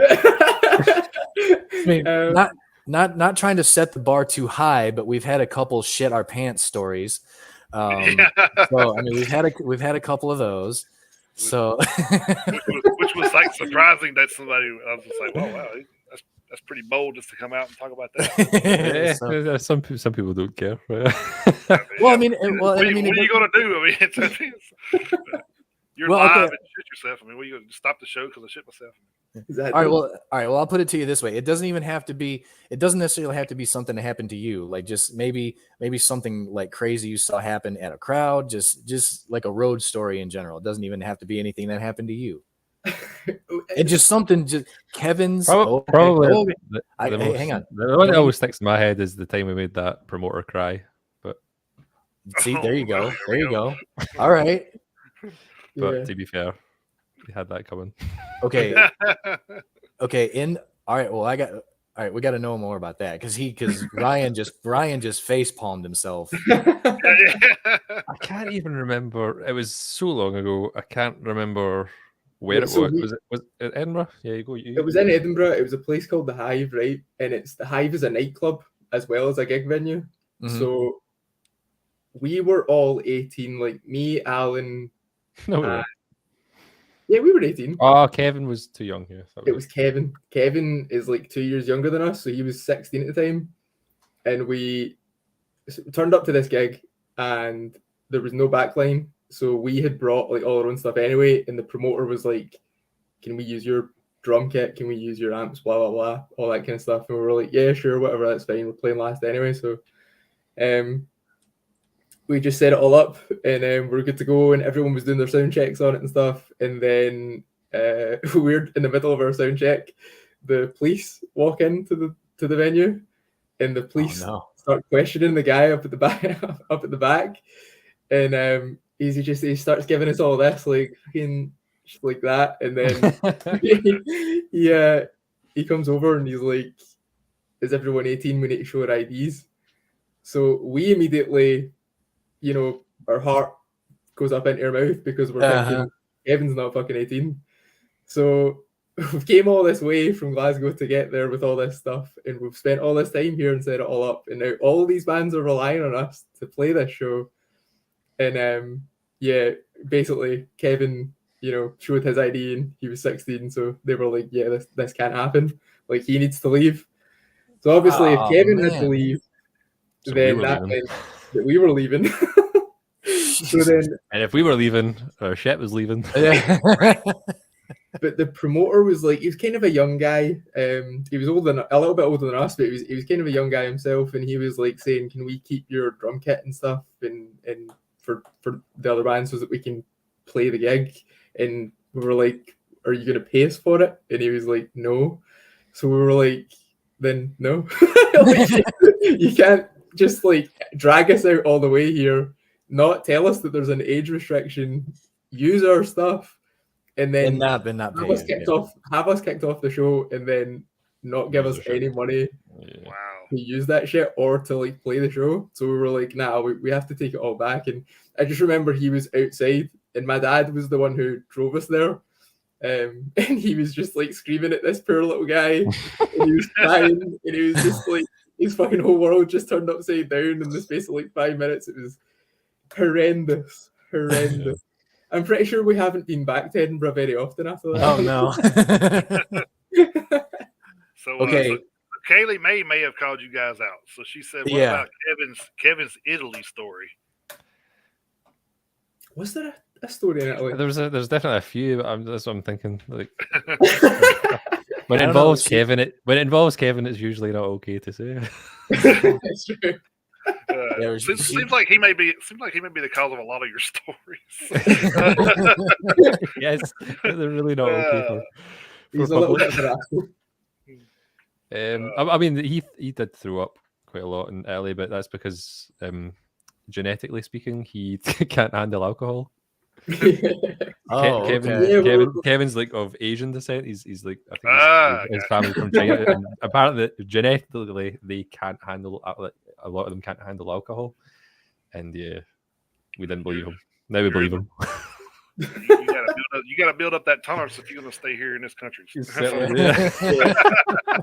was actually Kevin specifically has. He told us he has like a stomach. Ah, you know what story they're talking about? What's The Bitcoin one. Oh my god! This is the best story ever. Yeah. So, I don't know how you feel about crypto and NFTs and all that shit, right? I don't know how you feel about it, but basically, do you want to tell this, Alan? Shall I tell it? I'll do my best. So when we're recording in Italy, it was buttfuck nowhere, like literally backcountry of Italy, like absolutely nowhere. And Kevin, our bassist, quite likes to smoke the herb. Okay. It was a fan of the ganja. It was a fan of the ganja. Yes. Okay. And obviously, when we got over to Italy, because he doesn't drink, that's what he did. He smoked, but he couldn't get any while he was over in Italy. So the man decides to desperately seek through online things to where he can buy it in this absolute nowhere Italy. So he gets the WhatsApp number for someone, starts messaging this person. This person's like, "Yeah, I can come drop it off there. It'll be 100 quid. You just have to send me in Bitcoin before I come." So Kevin sends it, and he's waiting outside for about 6 hours for this man not to show up. Obviously, and he's getting more and more annoyed. He's karate kicking things. It's hilarious. And it turned out in the end that he had found this random person's message on a comment on a post on someone's Instagram, messaged this person, sent them Bitcoin, and expected them to travel halfway across Italy to drop off some weed for him, and he can't understand why it would have been like £100. didn't show up. It would have been £100 in real money, right? But because the guy wanted it in Bitcoin, it ended up costing them, like, because of gas, like it costed them like £200. Yeah, because like, they mentioned and all that. Yeah, cost a fortune. It's a fucking idiot. So he lost £200 on a guy that said he was going to come deliver weed and then just didn't. It was great. It was honestly so man. Oh my god. He was raging. And I mean, that's not the only time that he was angry due to smoking on that holiday. What's that? Because, see, again, because of where we were was like bumper backcountry, it was like one store in the whole little village that we were in, and we didn't know. But on a Sunday, it's like the holy day, so like everywhere was closed on a Sunday. So we walked in, and he had just run out of cigarettes. He was like, "I'm dying for cigarettes." Went to this little store, and it was just shutters down. I've never seen a grown man have quite as big a breakdown as what he had that day. Yeah. I swear to God, it was. And when he says grown man, Kevin is like 2 foot tall. his hair's longer than him. Oh my god, that was great. If a grown man can be 5'6", then it was a grown man. Oh my Yeah, the way he god. came in and karate kicked his bag was hilarious. Oh. It was a bad It actually day. got We me had in a bad tears time. over here, dude. It's like, oh man, that's freaking great. Oh man, poor Kevin. But it was the thing about, see, when we were waiting, we waited about 4 hours for this guy to turn up with weed, right? And we waited so long that almost no cars went by, but every car that did, we were like dogs, like just kind of like gonna be the guy. And obviously, it was never them. But one car started slowing down, and it turned in to where we were staying. It was in the driveway, and we were all like, "Wait, it's here!"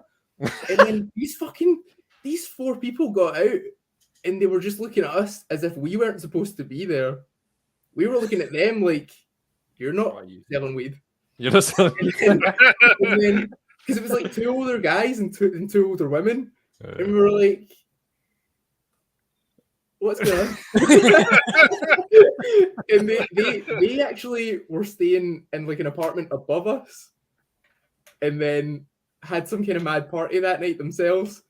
But it wasn't the weed guy. Oh, Oh, that was God. that was an orgy. That was an orgy party. They were there for that. Oh my god. We had the most awkward interaction with the guy who owned the place the next day, because he was like questioning why we were lingering around like their car for like, because obviously they were speaking in Italian, so we couldn't understand the word they were saying. So like we get questioned the next day off the engineer as to like why we were hanging around like their car for 5 minutes to like, but obviously we thought that they were going to sell us fucking weed. Couldn't say that. So we were just like, yeah, fuck knows. But like, yeah, the fact that they didn't get their weed that night was hilarious. Oh god. Thank you, So, Kaylee, by the way. Yeah, Kaylee, we thank you for that. She's in the chat. She's in the chat. She says, "Kevin Choi, you need to watch this and don't kill me." Oh man. Oh, that was another thing, Kevin. Do you know? We've known that man for 10 years. Must be about over 10 years now. We've known Kevin for 10 years. Yeah, like, probably over 10 years. Yeah. And we didn't know until just before going to Italy that his name isn't fucking Kevin. Yeah. His name's not Kevin. His name is not Kevin. He has hidden this from us for so long, and he did not want to tell us, but he had to send Ryan his passport because we were going to Italy together. Right. So about 10 years, he had not told us his name because, well, Reasons. reasons. But yeah, his name's not Kevin. His name's Chun Kit, which is obviously of Asian descent. But Right. Sure. Who I just don't know where they got Kevin. It just blows my mind that of all the names, he actively picked the fucking name Kevin. of all the names you could have had, buddy. Well, when you found out his name wasn't Kevin, did you ask him? Because, like you say, you couldn't figure out what. Did you ask him? Well, what the fuck did you go with Kevin for? I might have. Yeah, Yeah, that was a still big- not got an answer. Yeah, it was a big conversation for sure. Not got an answer yet. Oh my It was an odd god! choice. Now see, those are, God, those are Fantastic perfect. stories, man. Yeah, those are perfect. And thanks, and Dave, thanks for Kaylee for the inspiration, because she said Kevin's Italy story, and Alan just went, "Oh shit, I remember," and just went, it just fucking. Oh my god. So, but is how long ago was that story? Because I don't know what the state of marijuana is over there, but slowly but surely it's like being legalized over here. Oh, it's still illegal over here. Is it? Still No. illegal. Yeah. Yeah. So very It doesn't stop people. They're in Scotland. Not Unless you're in Italy, it stops you then, yeah. Yeah. Like, this isn't Amsterdam. We're still in Scotland. Right? Yeah. No. I mean, they're talking about it. It's in discussions about making it legal in a medicinal kind Right. of way. The same way Right. that America, like it started in America, it was like all becoming medicinal, and it's gradually just becoming legal in general over there. But Yeah. it's here it's still in the stages of being talked about, like in a medicinal possibility. Okay. So yeah, they're taking baby steps like they were here. Okay. All right. Big time. Yeah. They just got to make sure they can work out how to tax it. Yeah, well, yeah, of course. They want to, of course they want their hand in everybody's Squeeze pocket. the most money out of it. Oh, yeah. Well, it's That's like what they did here. So it's like we were talking about this a while back. It's like one of my favorite lines in a Havoc song was they want a war on drugs, just not the ones they sell. So, That's it. Yeah, that's Very exactly good, it. and that's one of the reasons. Like I was in pharmaceuticals for 20 years before I got in working for corporate Amazon, but the thing with like the big thing right now is fentanyl. Fentanyl's being like laced with everything and killing people because fentanyl is made as an extended release drug. It's not intended for immediate release usage. So when you're melting it down into whatever you're putting it in, you don't know how much of that you're getting. Yeah. And unless you're a scientist, which most drug dealers aren't, Yeah. you don't, or they wouldn't be dealing drugs, but No, Walter White. but they don't know, so they're killing people, inadvertently. Which to me, if you're a drug dealer, you don't want to kill your clientele. I mean, that kind of No, for sure. It's, but, it's the same with but like but they're making so much money off of that. They're not gonna make it illegal to manufacture because they're making a killing off of it. So yeah, exactly. okay, who is Lisa Marianne Grant? Oh, that's my girlfriend. Yeah. Okay, okay. She just okay because she just posted something in the chat. Says she said I'm sitting in the room next to Ryan. Like God, these dudes keep laughing at him. He's gonna think he's funny now. My night is gonna be fun. I'm just glad that he thought to move the clothes and underwear that are drying in that room. It's just a mess. It's a mess. This is in all honesty. I mean, we like I say, we've had guests on here before. And we've had interactions in the chat. This is the first time that we've had a guest that have had so many family members and significant others in at the same time, throwing the guests under the bus as we've been interviewing them. Oh God, would definitely go down in our history books. That's for sure. Yeah, that's been awesome. Now I kind of see why Alan doesn't have a camera. Yeah. You should see the amount of underwear and things behind me. That and probably why the other three members don't want to be on here. Exactly. Yeah. Kevin's too high. He's too stoned. Well, I mean, he's been waiting on that weed a long time. So. Yeah, has been. Yeah. he's still out there looking. Yeah, he's still out there looking for cars. Oh man. Oh, poor Kevin. Poor Kevin. He'd be on camera, but he'd have his back to us. Think he's still talking. To That guy knows everyone, by the way. Like he's I remember we sat outside a Trivium festival. Not a Trivium gig one time. They were playing the O2 here. Yeah. And we were quite young, so we were excited. And we sat outside till after midnight. And Matt Heafy and that came out, and he looked livid to see us there. Obviously, he's played a gig. He wants to go out and he wants to get on his tour bus, and he wants to move on to the next city. And these fucking stupid kids are sitting outside waiting for him to. Can you sign this, please? I know that you guys don't like the Crusade, but I love the Crusade. I know. I said all that shit to them. Yeah. So yeah, Matt Heafy, I'm talking to Matt Heafy. He doesn't want to talk to me, but he's looking at me absolutely livid, just stone cold face. And he turns around and looks at Kevin and goes, Kevin. Just fucking. I was like, Kevin never even told us he knew Matt Heafy. He just fucking out of nowhere just starts having a full blown conversation with Matt Heafy. And then he gives him a hug and shit. He does. Like best pals from back in the fucking day. That's awesome. Shit, if I knew Matt Heafy, I would tell everybody. Yeah, so would I. He does. He does now. Yeah. Oh, he does now. Yeah. Okay. I actually have a story that I actually want to tell Matt Heafy, so I hope I actually get a chance. But we were Trivium was actually in Nashville. They were with Slipknot, so my wife and we had tickets, and we were down in the pit area, and we were right up against the barricade. Well, the concert was in Nashville, at the hockey arena where the local hockey team plays. And I am not a fan of the local hockey team because I'm not from this area. I'm actually from just outside of Detroit, Michigan. So I'm a fan of the hockey team up there. So I had my Detroit Red Wings hat on. And during the concert, some asshole took my hat off and threw the fucker on stage. So while Trivium was playing, so he took my hat off and threw it on stage during the concert, and I was pissed. But during the show, at one point, where the guy threw the hat on stage, it actually landed at Matt Heafy's feet, and he picked it up and he put it on. Nice. So he's playing the song and everything. He's got my hat on, and I'm like, okay, that's pretty fucking cool.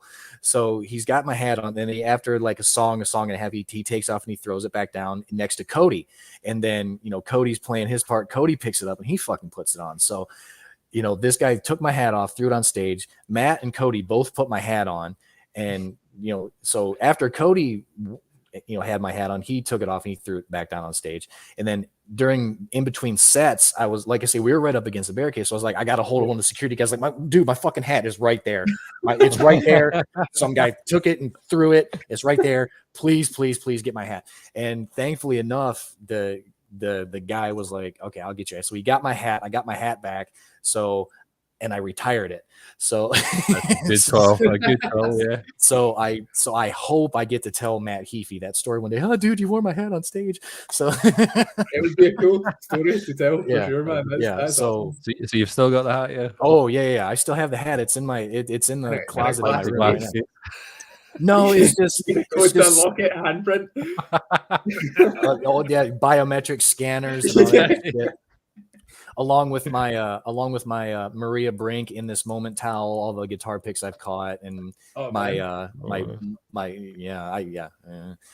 most heartbreaking story about Maria Brink in this moment. The most heartbreaking story. Oh no, not a heartbreaking story. Heartbreaking for us. Yeah. So we were this was back just as we were about to record our first album, The Blunt to the King. Mm-hmm. In this moment, we're playing a show here, and it was like a pre-download show for them. So they were going to play this show in Scotland and then drive down and play Download the next day.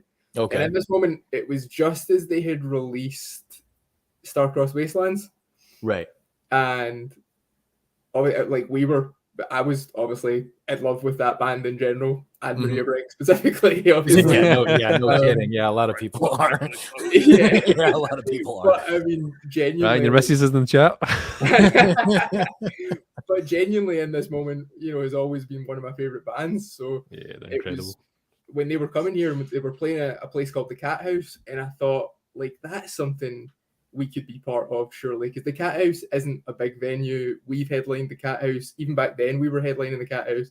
So I was like, we must be able to get on that show, surely. And we did. Like, I begged the promoter, basically, to put us on the show, and he was like, yeah, you know what? You can be the local support for that gig. And we were, like, over the moon, so buzzing about it, so ready for it. And a couple months passed by, and it was coming up. I think it would have been just a couple of weeks before we were scheduled to play it. They cancelled that show. They cancelled the Scotland show. Oh man! Oh no! And they've never rescheduled it. Never. Rescheduled it. Yeah. So our hearts were firmly broken that day. Yeah. Oh man, that would be a gut punch. Oh my god. So I guess you guys never actually got to play live within this moment then? Never got it, no. Not yet. I love that attitude. Not yet, yeah. One of these days. Speaking of Trivium really quickly, I don't know if you've noticed Ryan's t-shirt there. But that's that was actually our first band ever. Ryan still wears it. That was fresh out of school. We were 15, 16. And there's on YouTube still, actually, of I was playing, me playing my very first show with that band. First show I've ever played. I'm like a deer caught in headlights on stage. And we actually did a cover of Gunshot to the Head of Trepidation. Yeah.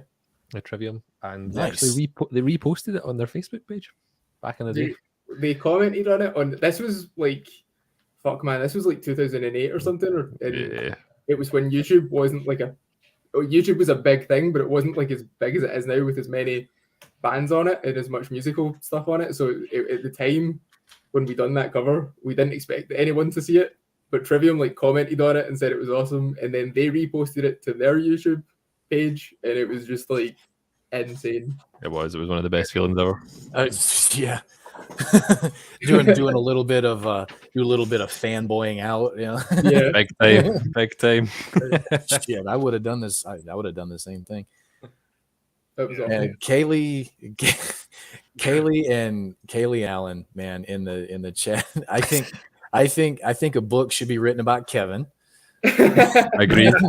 And then Alan said, I told them Kevin was magic. Kaylee, sorry, I meant Chun was magic. and then Kaylee says he's going to love us all. He is. If he ever wakes up. Oh, is he still asleep? Oh, 100%. 100%. He's probably gonna be like, fuck those guys. I definitely feel like we've gotten to know Kevin really, really well. Yeah. That's the thing about Kevin, you know. You just you will remember. You won't remember Ryan. You won't remember me. You'll remember Kevin. You'll remember Kevin. So it always works. This is absolutely a show. Just so you know, if anything, if everything plans out and you guys actually do get to come here and maybe we get to meet up with you guys or something, that's the first thing I'm going to do is like, oh, hey, Kevin.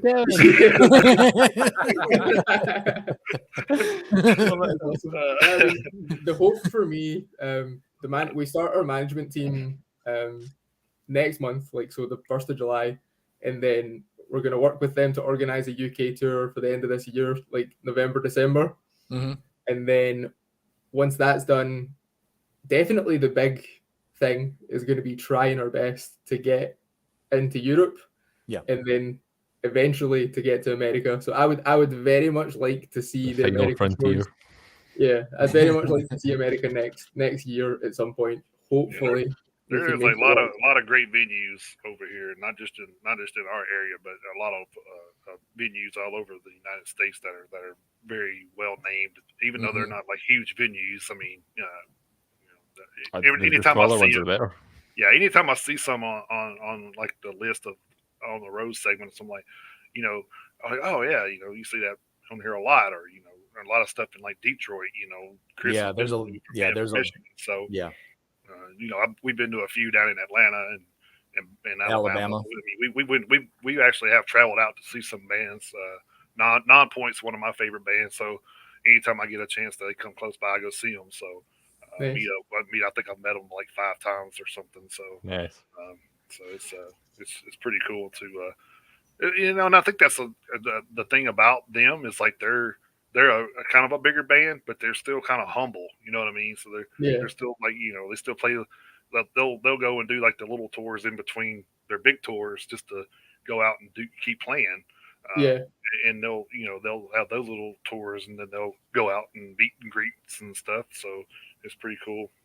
For sure, that's a big part about that you mentioned. That is a big thing about what we want to do with our tours, because you don't get that a lot with bands unless you pay extra for it, and we would definitely want to start a kind of movement where maybe bands go and play a show and then they just hang out at the bar like normal people, because we are normal people. So it would be a thing for us definitely to just once we've played a show to maybe stay in that area for like a day or two after, and then just be able to hang out with anybody and everybody that we could, and it's just a good way to, it's just a good way to get to know your fans and build a real fan base, and build connections that way. We would definitely be that type of band for sure. I mean, we just seen Death Angel here in Chattanooga a few months ago, and Mark from Death Angel was actually after the show was having a drink or whatever, and I actually went over and talked to him. Like, he actually seen my shirt. I was wearing an older Death Angel shirt, and he's like, "Dude, He said, "Where did you get that?" And I was telling him, it was in Texas when I was out there doing some work, and actually I was like, "Well, we got to catch a show while we're out here," and my wife's like, "Well, who can we go see?" And I got the lady and said, "Oh, Death Angel's playing. We got to go see Death Angel." She didn't really know who Death Angel was at the time. But me being an old Headbangers Ball era metalhead, knew who they were. So I was like, yeah, you got to go see those guys. So we went out and seen those guys, and I got a T-shirt, and he was like, oh yeah, I remember that show. That was great, and we were headlining, and yeah, so so it was kind of a it's cool to have the actual band conversate about a T-shirt you were wearing. So that particular show, I was actually there with him, but my dumb ass had walked outside, so I couldn't. He got to stop at the bar and talk to the lead singer of Death Angel. My dumb ass walked outside, and then, once you walk outside, you ain't getting back in. So I was like, son of a bitch. I was waiting outside, not knowing where the hell he went. I was like, well, maybe he went to the bathroom. He comes out. I was like, hey, I was just talking to the lead singer of Death Angel. I'm like, motherfucker, son of a bitch. Very unlucky. He got pictures. I'm sitting there standing outside like a dumb shit. So. My sister is actually in the comment segment now, so it's kind of like the whole everybody's family's in here today. Coming together. So yeah, she don't get on here much, so it's kind of like, oh wow, that's surprising. So would that be Cat? But yeah, that's Cat. Yeah, that would be Hello, Cat. Yep. Hello, Cat. But definitely keep us. We do keep our eyes out. There's like 3 or 4 different websites that we use to kind of let us know what tours are coming across, and we talk about plenty of European and UK tours. Honestly, I think there are some weeks where we talk more about European and UK tours than even tours over here. So right. Guys, keep us posted the best you can about when you guys are going to be getting out, and we will. I promise you, we will spread the word to everybody. I can't get off here without saying though, my wife, we were listening to the Hush album because I was listening to it again to touch up on some things,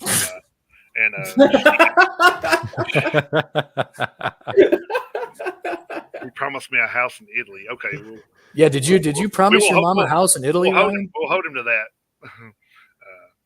We'll see. I did promise that. Yeah, I did. Okay. You gotta stick to that because Mom, yeah. I mean, I'm pretty sure there was no discussion on the square footage or anything like that. So that is true. In that comment section is going to be asking me for a fucking house in Italy. That's what two things. She's your mom and she's a female, so she will not forget. So, very, very true.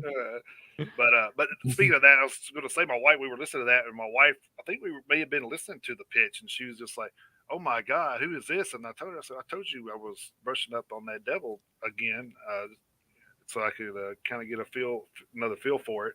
And she's like, "Oh," she said, "Well, that dude can sing me to sleep anytime." So, and it is. She's on the show today, and hearing your accent, I'm sure she's still on here probably. Well, thank you very much for that. That means a lot, honestly. Hopefully her gets that a lot, yeah. Hopefully her phone, she hadn't fried her phone out by drooling on it, but thank you very much. That kind of thing can actually piss maybe the rest of the band off, because other people in the band sing too, and they try their best, and they whip out the acoustic guitar at parties and everything, and Ryan just has to do one sort of wee note. He just goes, ah, and everyone falls to his fucking knees. I think that's the thing that's amazing, especially with people, like you and like Ozzy and people like that. They have an accent, and then when they sing, you don't hear it. It's just like so wild to that's a different part of your vocals. It's so crazy. It's something I've never even really thought about, but it is odd. It is odd how the two voices can be so different, but it's the same person. It is nuts. It's just learning. Because if you hear if you hear your vocals on the Devil albums, you'd never say, "Oh well, that guy's from Scotland." You would never say that because you don't hear that. We'll need to put bagpipes in the next album. Yeah. Hell yeah. Hey, well, I mean, it works. So I mean, it does work, man. Ford's done it a few times, so I know I would, but absolutely, I know it's not a Scottish thing to say, but I hate bagpipes with a passion. I hate it. But no, it's one of those things. Like we used to get that a lot when we were younger. Obviously, most bands now kind of sing in the American accent. But when we were younger, a lot of people used to be like, "Why do you sing in the American accent? And you're Scottish and blah blah." But it's It's Have correct you ever singing tried to technique. sing in it? If you've ever listened to bands that sing in Scottish accents, it's not like a pretty sound. you cannot We're do too very we're much. too harsh. We're too harsh on the vowels. I think like you can't get Aye. good resonance and vibrato and Yeah, sustain on this accent. Yeah. If you're singing in a Scottish accent, it's just for the gimmick of having that accent. Pretty much. But, There's not a lot you can do with it.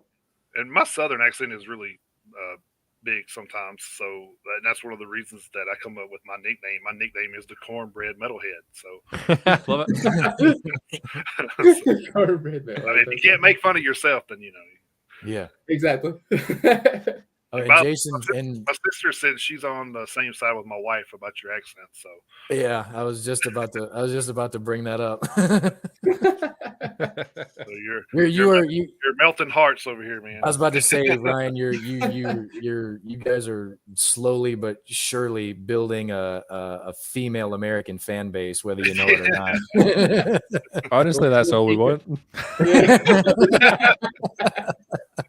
Oh man. Oh god. Thank you very much. Well, shit, mission accomplished then. Yeah.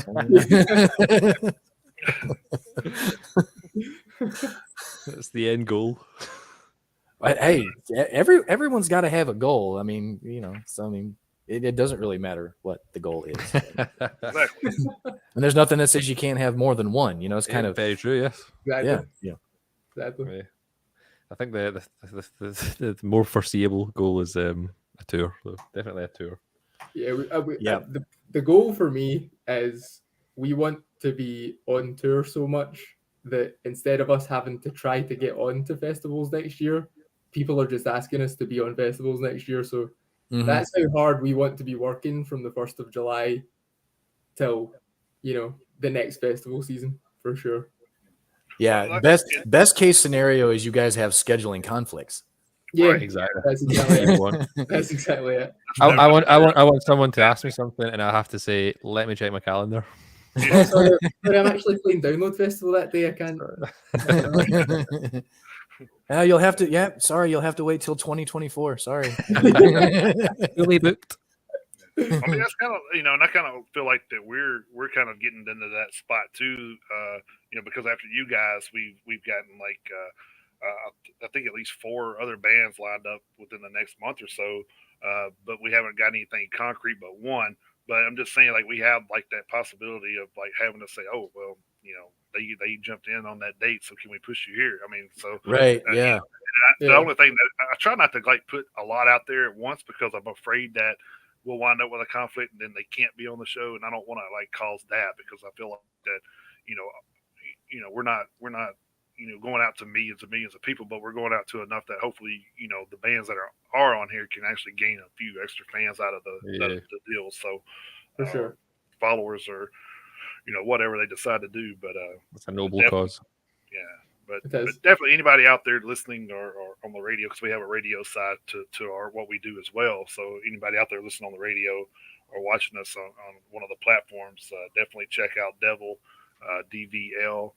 The new album Hush is out, and if you missed it earlier in the show, they had a album out before under the Devil May Cry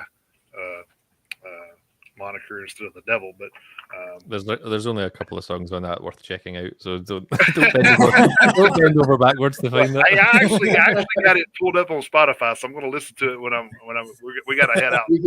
I can tell you right now, right? So the best song on that album by a million miles is the title track. So listen to the title track; it's a very good, and you'll both appreciate it very, very much. So it's very, very thrash influenced. Yeah, 7 minutes long, I'm sure. That's 11 minutes. 11 minutes long. It's a big one. Oh yeah.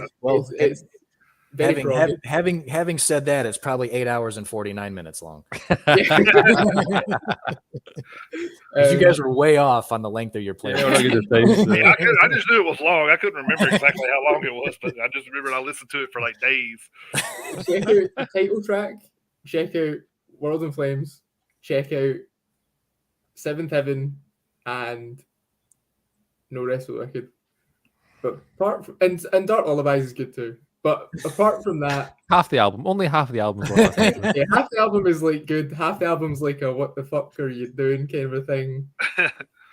Well, Yeah, I mean, it was half. good. Well, I mean, half Anything was else? better. Half is better than what Alan said right off the hop. He's like, "There's only 2 songs worth of shit." No, Yeah, well, now, I mean, now the it's main- half, so it's getting better. I would the main two- still agree with my original statement. the main that's two a- songs are I More think Than that's a- Flames and the title track.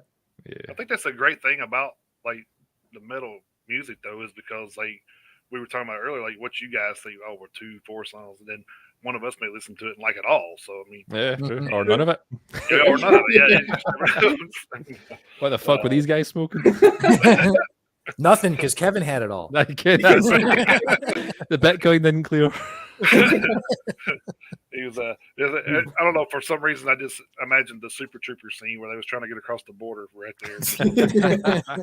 Love that. You almost made it.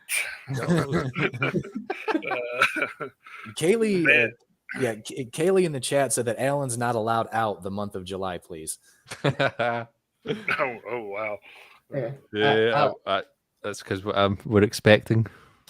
Oh, congratulations! Oh, yeah, Thank you. cool. Thank you. So she's due on the 28th of July, but Nice. Yeah, you never know. anytime now. You never know, yeah. So the whole month I'm grounded. Cool. So is this the first? This is the child? first, yeah. Very Awesome. first. Awesome. That's awesome. First and only. I mean, don't Well- ever say that. Well, I mean, in all honesty, dude. That's really all up to you. That was a 50-50 split, I think. Well, I don't know. My second one wasn't up to me, so No. Oh Jesus! Okay. All right. This could possibly take a dark turn. We don't know. well, Oh. it was planned by her, just not me. So Oh, okay. It's Oh, the last. Kaylee says it's the last. It is. She's not done well with being pregnant. All right, It's so been a learning who is who is Graham Johnston? Does that name ring a bell? Graham Johnston, potentially just one of our regulars on Okay, the 'cause- DPL page. Okay. Maybe Yeah. assuming. Okay, because we have a Graham Johnston in the chat says our Ryan and the lads, woohoo! So Could be one of my dad's pals. Could be one of my dad's pals. well, I'm telling you what. Ryan's dad's friend. Okay, yeah, Ah, all right. gotcha. That's There what you go. that's what your mom said.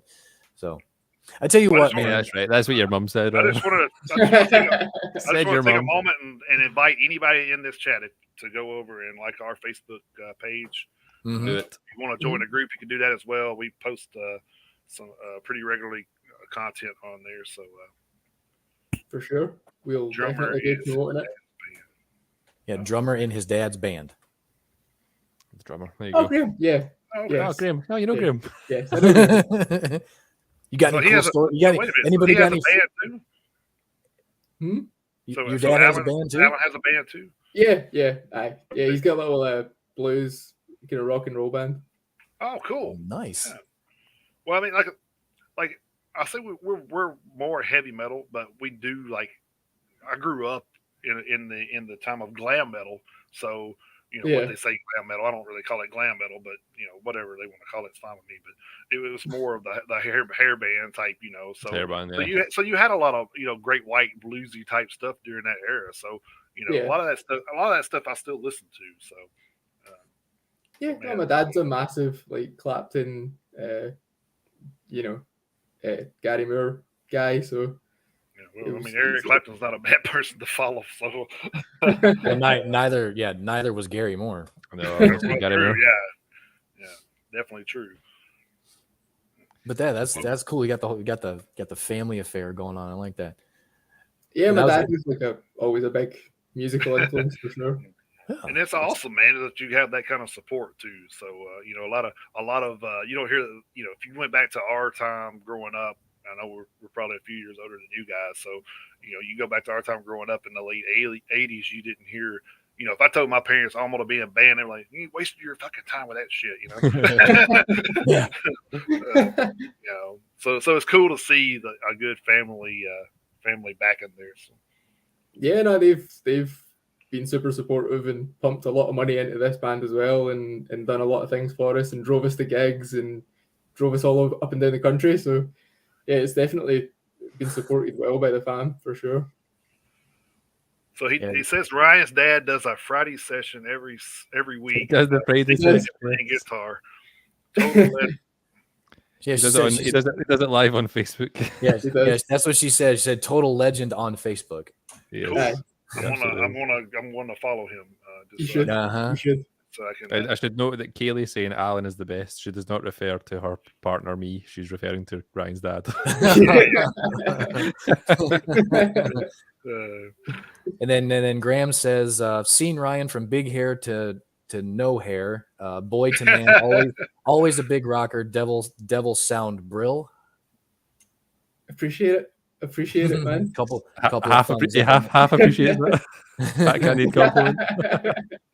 I was gonna say I'm not exactly sure what brill means. So. It's just brilliant. Short. Short for brilliant. Oh, okay, all right, that makes sense.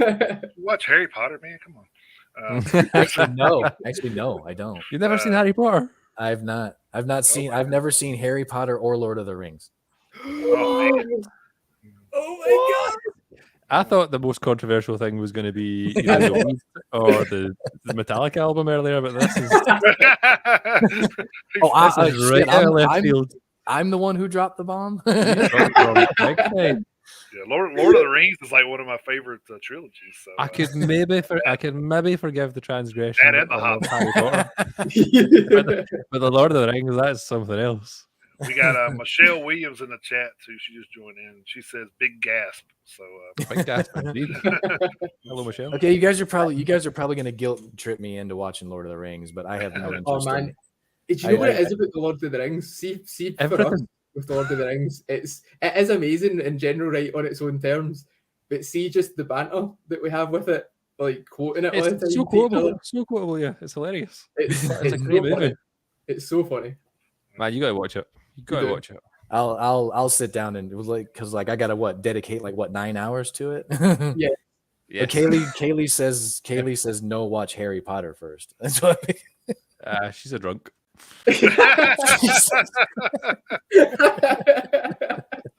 Oh wow.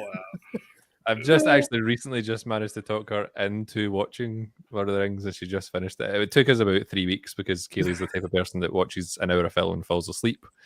So it did take us a while to make it through the Lord of the Rings, but we actually got there and she enjoyed it, and she never thought she would. So I highly recommend it. I can't recommend it more, to be quite honest. Yeah, Harry Potter would actually be a little bit longer for you to try to catch up. It would be, yes. Oh, really? Okay. I've not even seen all the Harry Potter films yet. 8 movies. I can't believe I'm in a band with you. I've read all the books. I've not seen all the films. All right, I'll give you that. Redeem.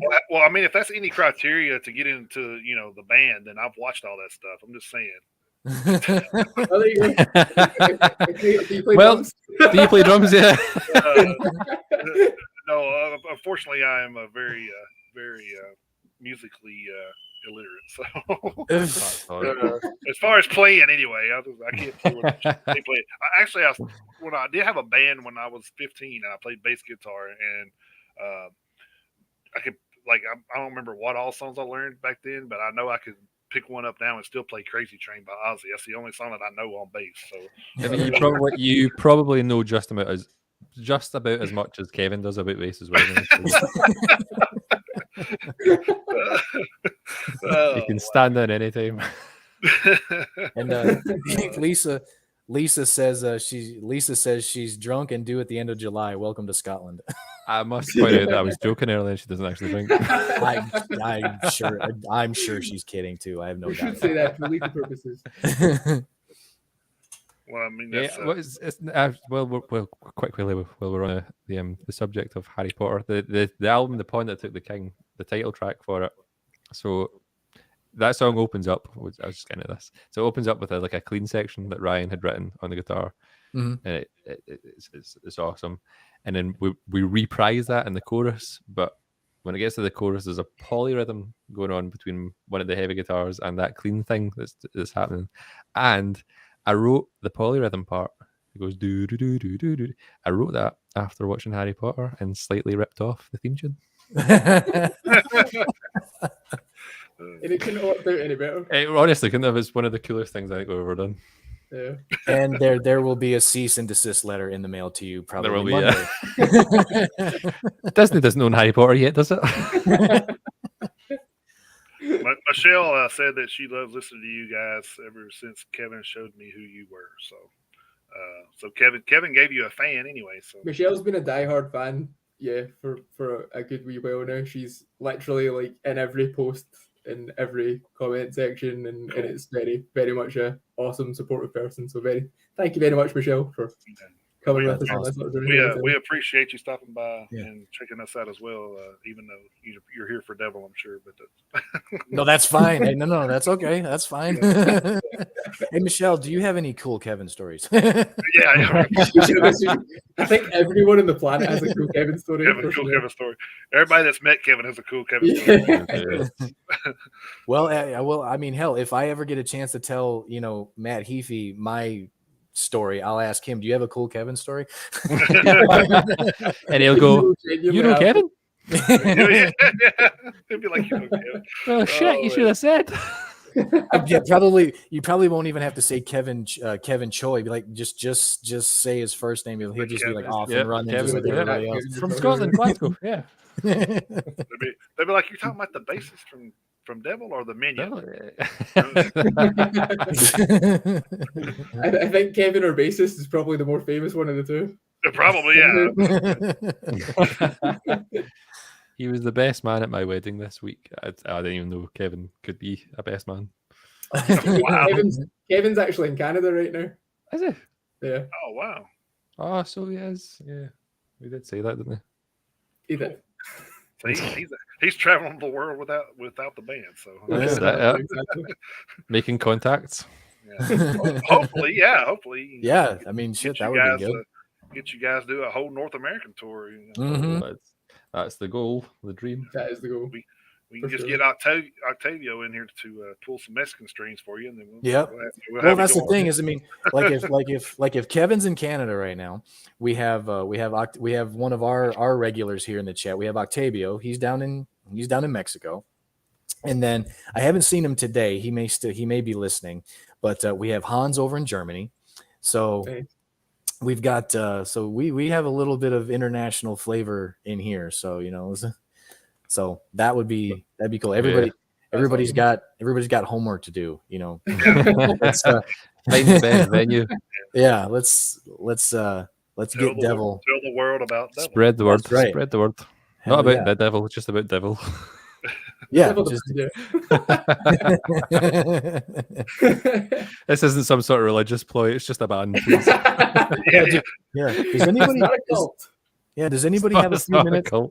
Does anybody have a few minutes to talk about Devil? No, not the devil. Not the devil. Not the devil. Have you heard the good news? The devil is coming. The devil's in town. Have you heard the bad news? Yeah. Oh. That's where we're gonna go. That's the angle we're gonna take.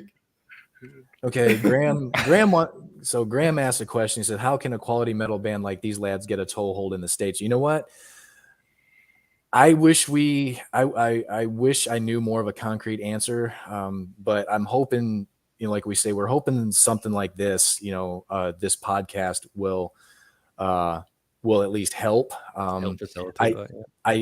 We do know one local promoter. I'm not 100% sure how much of a regional or national reach he has. He may have other contacts. So and actually we actually will be talking to our local promoter today.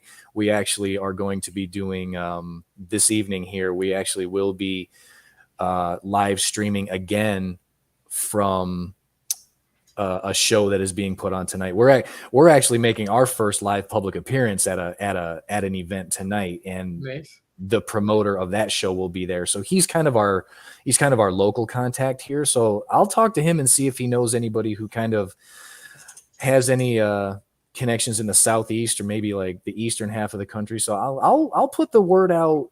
Nice. I'll put the word out to the contacts that we have here and I'm gonna see what we can do aside from the podcast here. So I appreciate that. you know, anything that we can do to help, we would be more than willing to do that. So I don't know how much of a toehold that would lead to, Graham, but you know, we're gonna do everything we can. I mean, you know, we can see the album itself just now it's hitting like around 20,000 streams or something like that. Like it's only been like a month, and for us to be kind of an unknown band, it's pretty good. I think pretty good numbers to be hitting so far, and most of those numbers are coming from listeners in the United States.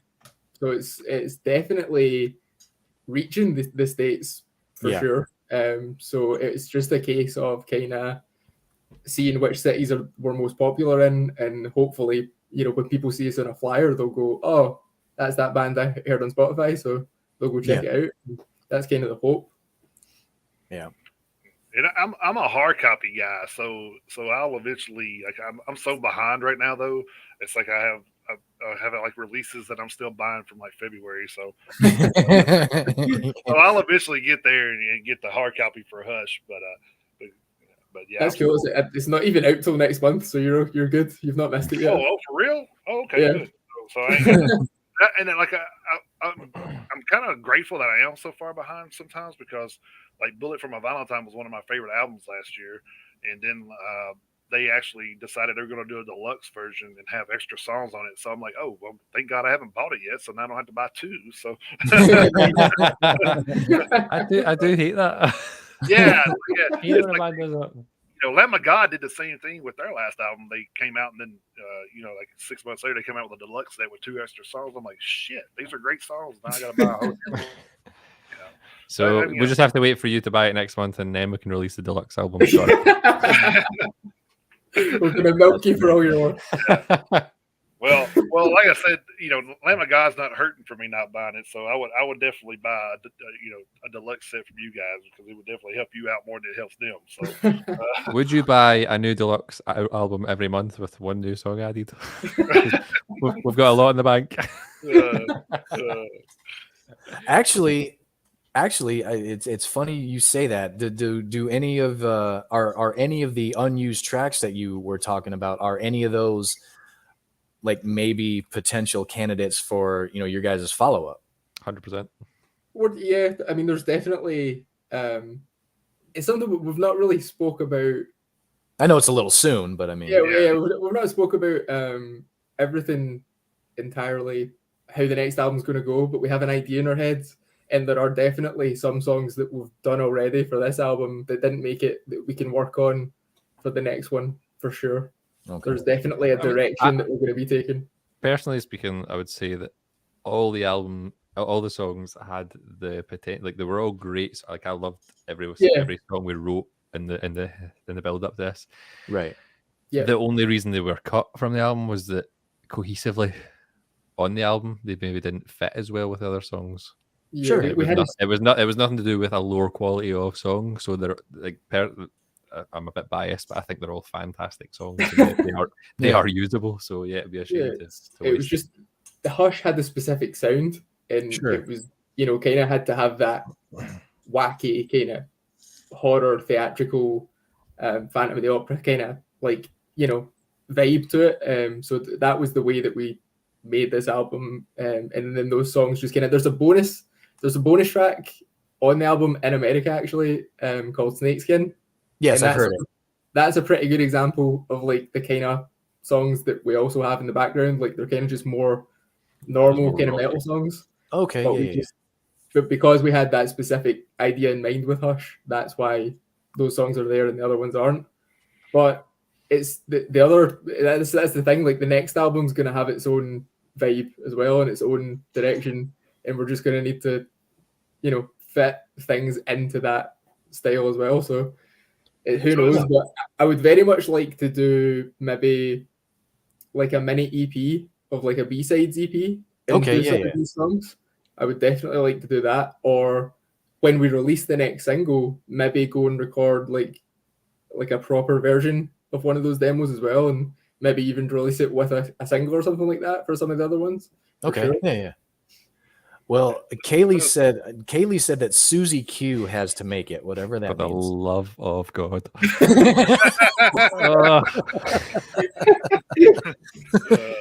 Susie Q is a.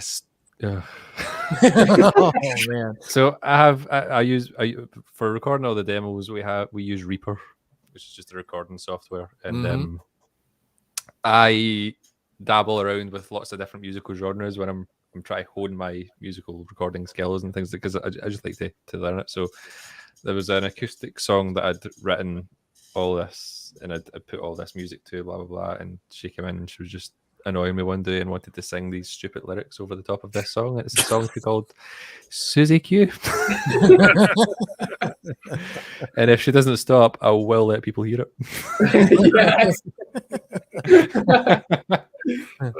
That's awesome. A couple more. No, go ahead, Jason. Sorry. The way you were talking about the recording, I wanted to try to stay on topic for just a second. So is that kind of the way that things are going with both bands, or just your management group wanted to do the digital version before the hard copy? Mm-hmm. Yeah. It's one of these weird situations where it's just so easy to put things on streaming platforms. Obviously, it's like literally just like you upload it to a website and it just sends it out to everything. It's so easy. But with the actual hard copy of the album, it was like we had to get a graphic designer to fit it into a template and get a booklet done, all this kind of stuff, and then they have to manufacture it over in Italy, and then it gets codes and this and that. Yeah, it was a big mess. So it's just taking a little bit longer to get that done. And also COVID kind of slowed that part of it down too. So sure, yeah. And that's one of the things I think that's great talking to a lot of you guys as band members.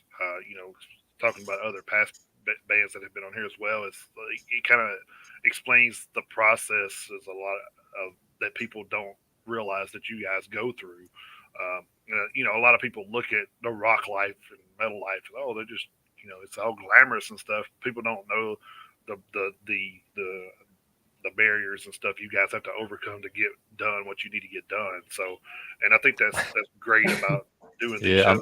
I've yet to see anything glamorous.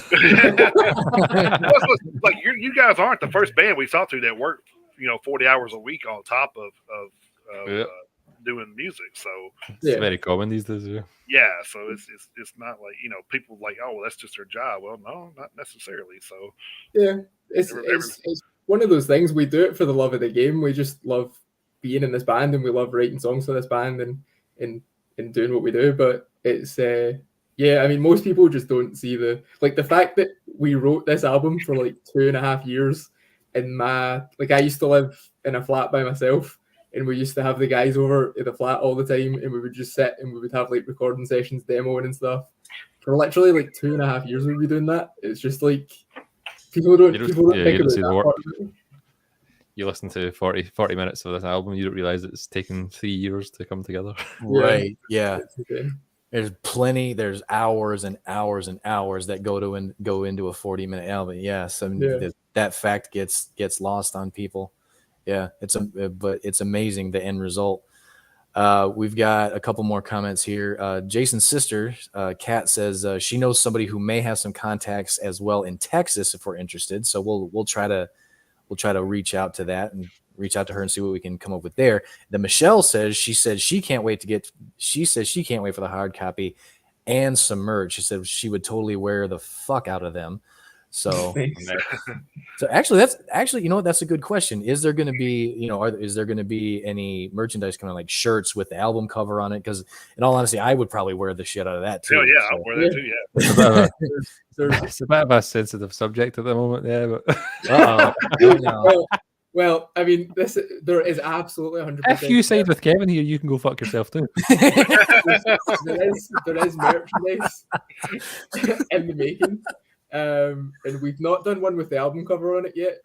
We can get on that tonight. We'll work on that one tonight. But we found this awesome website that makes things so easy. So basically, you just have to make your own shirt. You literally just shove a graphic on a blank shirt, and then they sell it. They make it as it's bought. So you buy one, they make it, and then sell it to you directly, instead of us having to buy 100, 200 t-shirts. So we're working on that just now, and we have. It's an environmentally friendly. company if you care about that. There you Yes, go. if you Yeah. do that, then it is environmentally friendly as well. So we have a hoodie. So on they the had, so the shirts all come in green. Only if you pay with Bitcoin. Oh shit! And a guy and a guy will He'll drive drop it it off over at your to house, your yep. house Yeah. in 6 hours. guarantee, 100% guarantee, or you don't get your money back. You won't get your money They'll back. be there sometime between 10 and 6. You just have to be available Yeah. between 10 and What 6. year that is? It's up to you. I have been thinking about putting the album artwork on one as well. We've had arguments kind of about like some band members pointed out that they hate the artwork being square on a shirt. Like they'd rather it was like not square. I don't know. No, I get what Like they're saying. Pretty much like Like- 3D imaging then. So I get what they're an saying. idea, just a smoother version of the album artwork, basically. But I don't know how difficult that would be for us to do. But we do have like a shirt in the making right now that's the Among Us single cover, and Kevin had words to say for sure. Made some about I that spent a lot of time working on putting this t-shirt together and making it stylish and cool looking, and Kevin just shit all over it. Basically, he had literally nothing nice to say. I hope not. I hope not literally. I hope Well, it's his shirt. He can do what he wants. Yeah, there's definitely we're looking at getting the store up and running as soon as possible. Yeah. Well, I mean, what you could do is, I mean, if if you don't want the album cover in its entirety, you could just get a shirt with Lester just given the. You could do. That That's would- another way to do it. That is something else they would absolutely hate. I love it. Keep me there.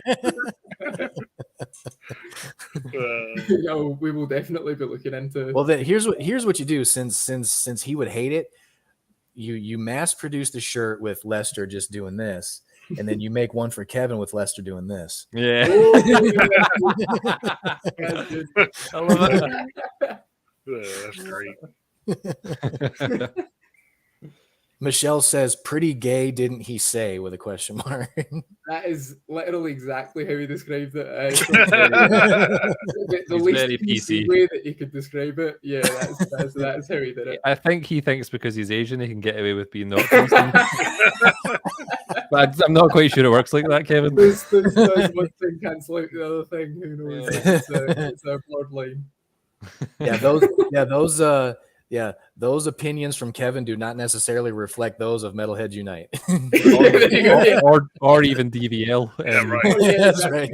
If anyone has an issue with anything Kevin says, we will have him removed from the band. Jason actually knows how to play bass. If not, I could probably pick it up. Yeah, pretty easy. It's just any idiot can do it. Then Michelle says, "Can I have a shirt of Kevin's face? Just great big face of his." Actually, We I actually have some picture of really good Kevin that we could actually totally use for that. Let's do it. There's a picture of Kevin that we photoshopped onto. we photoshopped his face onto Kevin Spacey's body. Oh no! because we wrote a song for Kevin. So this is a whole story, right? So basically, on the build up to this album, we were like hassling Kevin about practicing the songs and making sure that he knew them inside out before we even got to the studio, so as that things went over quickly, because when you're recording, vocals are a big thing for us, obviously. So when we're recording them, we want as much time with it as possible. So we had to get the drums done, the bass done, and the guitars done as quick as fuck. And then basically, we gave him a ton of shit about just making sure he knew everything, because he's there's a running joke that maybe sometimes Kevin doesn't practice the songs as often as he did. So we gave him a ton of shit, and we wrote him a song just for him, an acoustic number that was called Kevin's Bassy. We thought that was super funny. And we have this album artwork of basically Kevin Spacey at like an American football game or something like that, and he's got this little mask, and he takes the mask away, and it's Kevin Spacey's face, but we Photoshop Kevin's face onto it. So we could put that on a t-shirt. And I actually don't think that we could put that on a t-shirt. Given what's been found out about Kevin Spacey. Yeah, that's true. That's true. Yeah. But man, if there was like, if you guys ever even as a goof make that shirt, make 2 extras, I would fucking buy that shirt in a heartbeat. Oh my god. That's And put up then- on the website today. So Lisa said cuckold Kevin. So that's what she was talking about for the t-shirt, I think. So the picture of Kevin Yeah, with the cuckold magazine. What? I don't know. That's it, yeah. That's just what she said. said. She said the picture of Kevin with a cuckold magazine. That's all she said. I don't know. Maybe she said that because that was she's trying to spark another story. So Are you seeing cuckold? Yes. Is that what's being said right now? Ryan, see if you go to the right of the screen next to private chat, it says comments. Oh dear God! Right, okay. I'm not seeing this here. Ah, right, okay. Now. Kevin coming. Okay. Oh my God, it's taking so long to load because I've not been clued in on this entire time. She says, for fuck's sake, from our night out, and I got the photo of Kevin with the magazine. Oh, I totally forgot about that. Yeah, Kevin's. She made Kevin.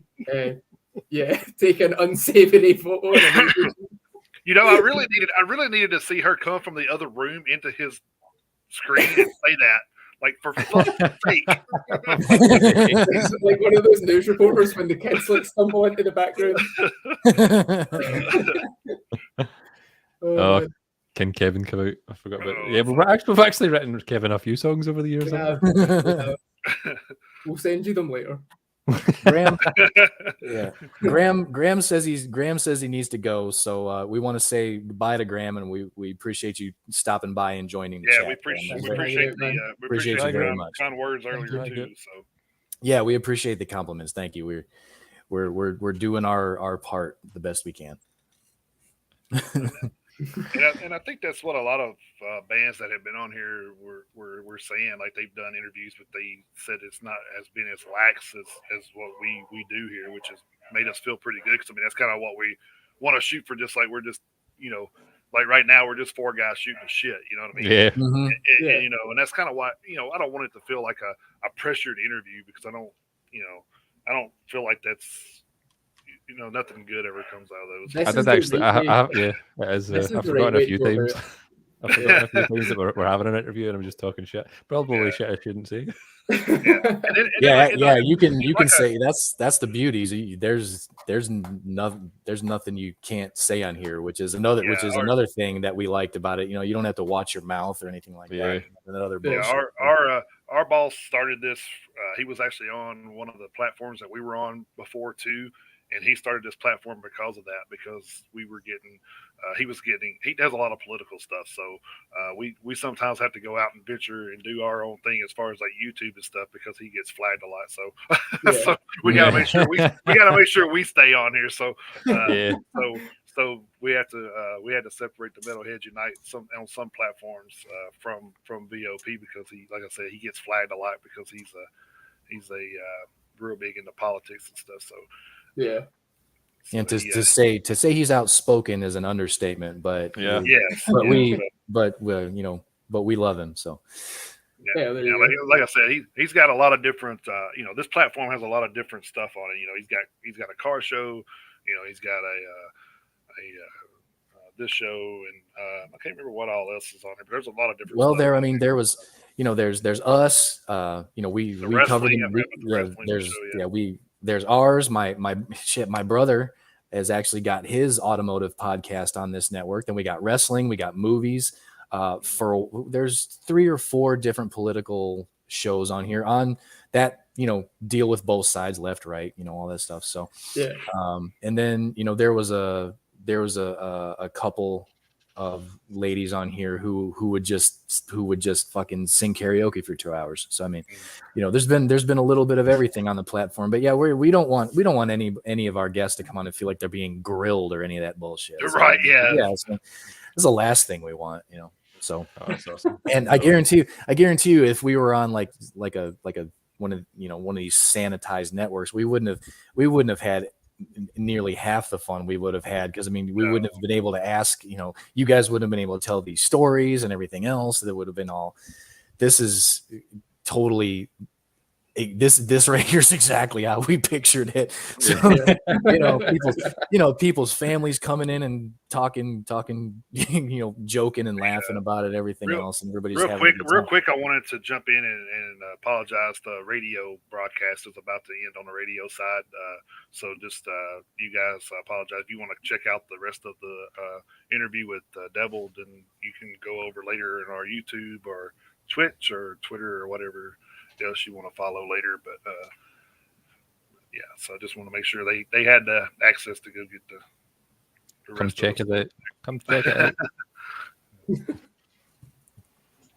Yeah, the one platform that he talks about, they give us 2 hours and 45 minutes and 0 seconds, and then it just yeah. I have to make sure all the radio listeners on that, they know that they can actually go and check out the rest of it if they want to. So you've got 20 seconds left. Yeah. That's about it. And then so that platform goes dark, but all of the rest of them are up for whatever. But all of the 130 some odd whatever other ones that we're streaming live right now, that it just goes until we hit end. So awesome. It's something that I've thought about for a while. Is I've always, and I'm glad that I found you now, because it's genuinely always been in the back of my mind. Like, you just never have people talking about music and just shooting shit. Like, you just don't. It just doesn't. It's not a thing anymore. So it's good to have. Just quickly say bye to Kat. Bye, Kat. Yeah, bye, sis. Love you. Thanks for coming by, Kat. We appreciate it. Thank you very much. But yeah, so there's. And I'm sure you guys have seen like the websites and stuff like that, and we had, like Loudwire, Blabbermouth, sites like that where you can go, for the, the everyday news. And, we use those as the sources for our current events segment, but kind of like what you were talking about, and not to say that there aren't shows out there. I mean, we know we're not, holding a monopoly on this thing right now, but we also know that we're probably not in like a huge pond of other podcasts, sitting around talking about metal.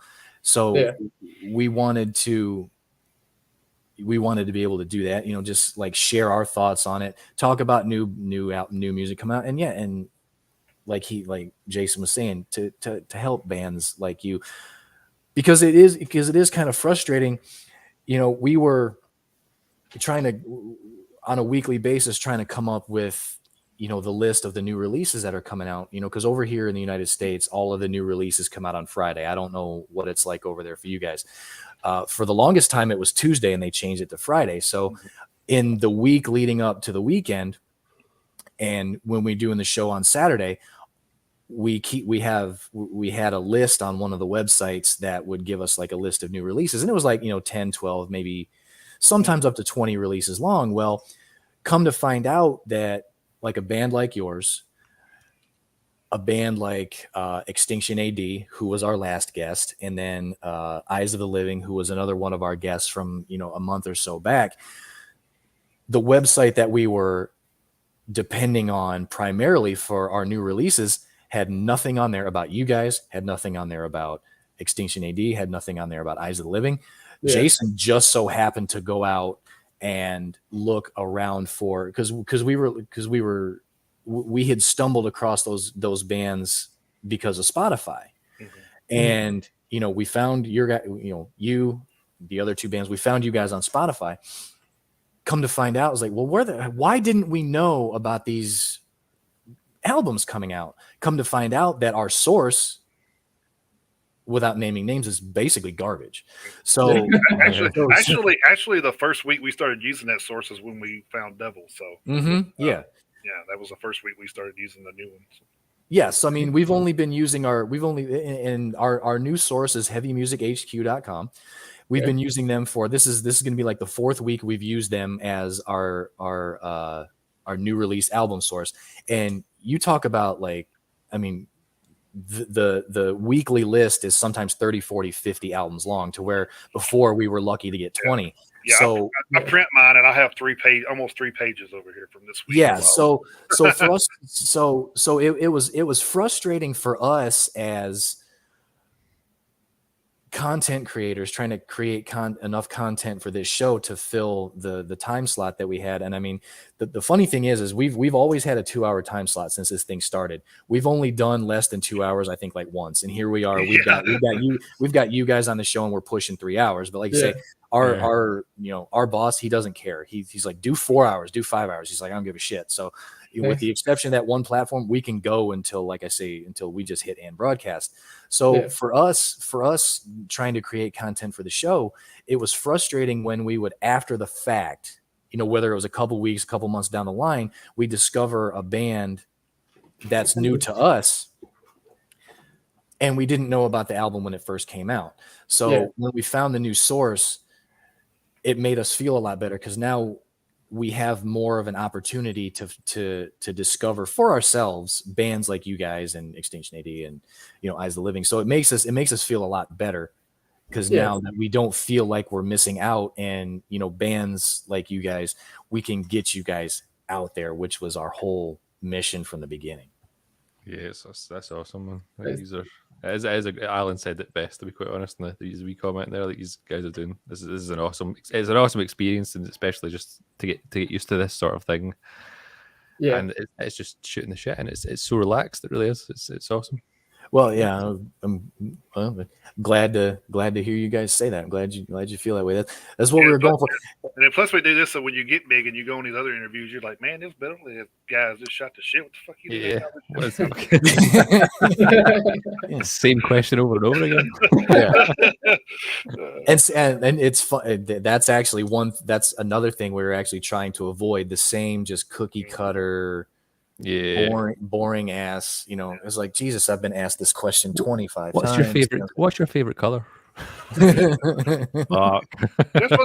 one of the reasons we try to do some in-depth research, and it's, if there's been bands and that have other interviews, I try to look at that too and see what the kind of stuff they asked them, so I don't ask them that same stuff.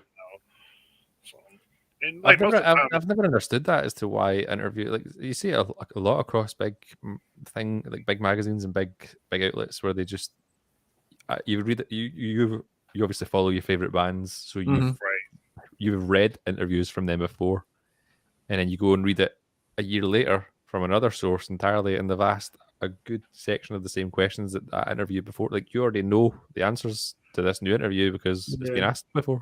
I don't see the point in that. Yeah. Well, the thing that bothers me is, like, we'll just say, like, Megadeth just hasn't, they announced a new album. So when they come out with that new album, it's going to be on Loudwire and all these other places, I'm sure. Yeah. Well, they'll talk about the album, and then they'll bring up, and back in so-and-so, Dave Ellison got it. We don't care. We already know. We already know Dave Ellison kicked out of the band. We don't give a shit 8 months later. It's like, yeah. Like you put out a headline about an album. We want to hear about the album. We don't want to hear about that's so kind of. We try to cut a lot of that out and proofread. Yeah. So sometimes we miss stuff. We'll get to reading it, and then we're like, you know what? We know that. We're just gonna stop it right there. But so that's kind of one of our pet peeves. Trying to talk about a certain thing, and then if we're not paying super close attention, it kind of goes off the rails into a tangent that we're not trying to talk about. Like you say, trying to rehash something. It's like Yeah, so we definitely know about David Ellison getting kicked out of Megadeth. Yes, we know that by now. And Alan, I promise you, if and when we get big, we will not forget Devil. We absolutely will not. I promise you. He was talking to them, not to forget us, wasn't he? That could go either way. I don't know. I don't know.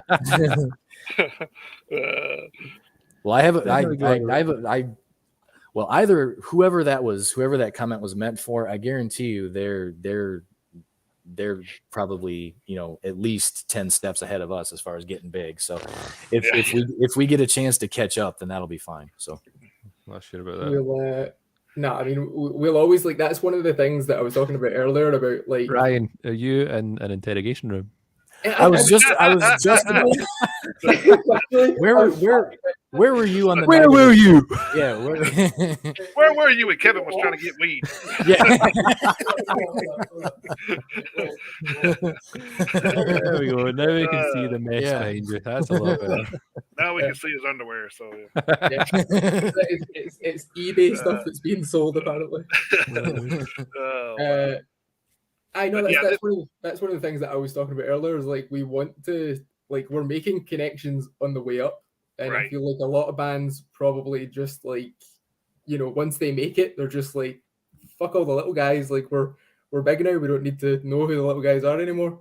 Yeah. But we definitely want to remain, we in the same way that we're being lifted up by, like, you guys. We want to lift you guys up. And we're not going to go ahead and forget you guys anytime soon, that's for sure. So it's one of those things, like, we always want to, like, go out to shows and then hit you up in the DMs and be like, are you coming tonight? And, like, we know each other now, so it's one of those things, like, we're never going to be that band that forgets where they came from. Well, just so you know, I will hit you up in your DMs if it's been a while. Yeah. Because I actually did that to one of the last. They were like our very first guest that we had, and John O'Connor. I actually hit him up a while back and said, "Hey, man, it's been a while. How things going?" And he was giving me some updates on where they at with some new music and stuff like that. So, and it's actually going to be cool because he's probably going to be one of our first recurring people on the guest on the show. So I was going to say I'll actually look forward to coming back here. Oh yeah, yeah, most definitely, man. Like, this has been awesome. Like I said, I always enjoy. Like I said, everybody has different stories that as far as like you guys with Kevin and we've heard many of stories on here that's pretty cool. That's probably never been told because like I said, we're kind of new and you guys are making your way up too. So it's kind of like you're in that position to where all the stories are kind of new and they're all fresh. Nobody everybody hasn't heard them yet. So it's kind of cool. But like Ryan, if you ever hit us up in our DMs asking us if we're going to be at the show, we're just going to take a page out of Alan's book and be like, yes. Yep. And everyone knows their answer. Yeah. Yes. We will absolutely be there. Yeah, well, I know we're pushing 3 hours. I don't want to keep you guys because I know it's getting kind of in the evening time over there. So yeah, you guys are going to be wanting to be eating dinner soon. Yeah. Indeed. We don't mind. It's been a blast. It's been fun. It's been awesome. Yeah. So but all right. Yeah, everybody go check out the new album Hush by Devil. You can find it on Spotify. I'm sure there's more places than that you can find it. But yeah, search hard copy. Yep, hard copies coming soon.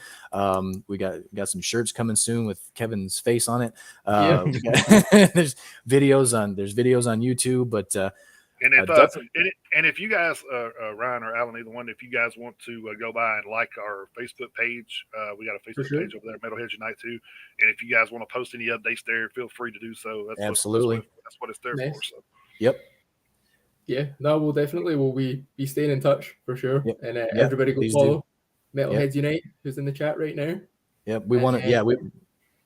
Want to thank everybody who came and gave us insight into Ryan and Alan's childhood. That was so cool that so many of your family members. And Kevin's ongoing childhood, right? And Kevin's ongoing childhood, yeah, right. Yeah. Child. You have to be this tall for adulthood. The cool thing, and one of the cool things is if you guys, when you guys make it over to the United States, you can put a lot of states on your itinerary where weed is legal. Michigan's one of them. So that is definitely going to be the ones we're going to for sure. Yeah, so I think Kevin's back off the wagon. So, so yeah, there'll be and Michelle Williams says Canada. So I mean, so yeah, there's plenty of places around where he'd be able to. Did I read a comment from Michelle earlier saying that she's been friends with Kevin I've been friends with Kevin for 2 years now. Granted, it's only been online. I just found out in January he was in a band. That's the kind of thing we're working with. You know what I mean? This guy's in a band for fucking 15 years. And it takes 2 years to tell someone he's in a fucking band. Oh, man. You need to, when he gets home. Sure. Yeah, then I was about to say the next time you seem like, what is it? Are you ashamed of us? What the fuck's wrong with you? You little shit. He don't want you telling those stories. That's what it is. That's exactly that's just too late. Oh yeah, the world knows now. So yeah, it's on the internet. It's there forever. So oh yeah, I'm just worried in case he's not told Matt Heafy he's in a band. Yeah, that actually, you know what? That never dawned on me. That may not be where Matt Heafy knows him from music. Yeah, he's in the Oh my god. Guys, thank you very much. Yeah, thank you guys so much for joining us today. We greatly appreciate it. We look forward to talking to you guys again. Yep, have a great Saturday. Everybody go check out the new album Hush from Devil. You guys will not be disappointed. Thank you very much, guys. Thank you very much. And merch incoming. Albums incoming. Hard copies incoming. Tour incoming. We will be on the lookout for everything, and we will let everybody know when it's out. And we will hopefully like I said, go like that page, and whenever y'all have those updates, just feel free to share them. Mm-hmm. Yeah, I've already liked yours now. Cool. So I'll send the updates over when we know them, and I look forward to speaking to you guys again. This was awesome. Really enjoyed this. It's a pleasure to meet you. The pleasure is ours, and we greatly appreciate it. You guys. Enjoy your Saturday nights. You too, guys. Enjoy your gig. We'll be watching your gig. Yeah. Oh yeah, we'll be around later. Great. Thank you guys. Appreciate it. Bye. Bye.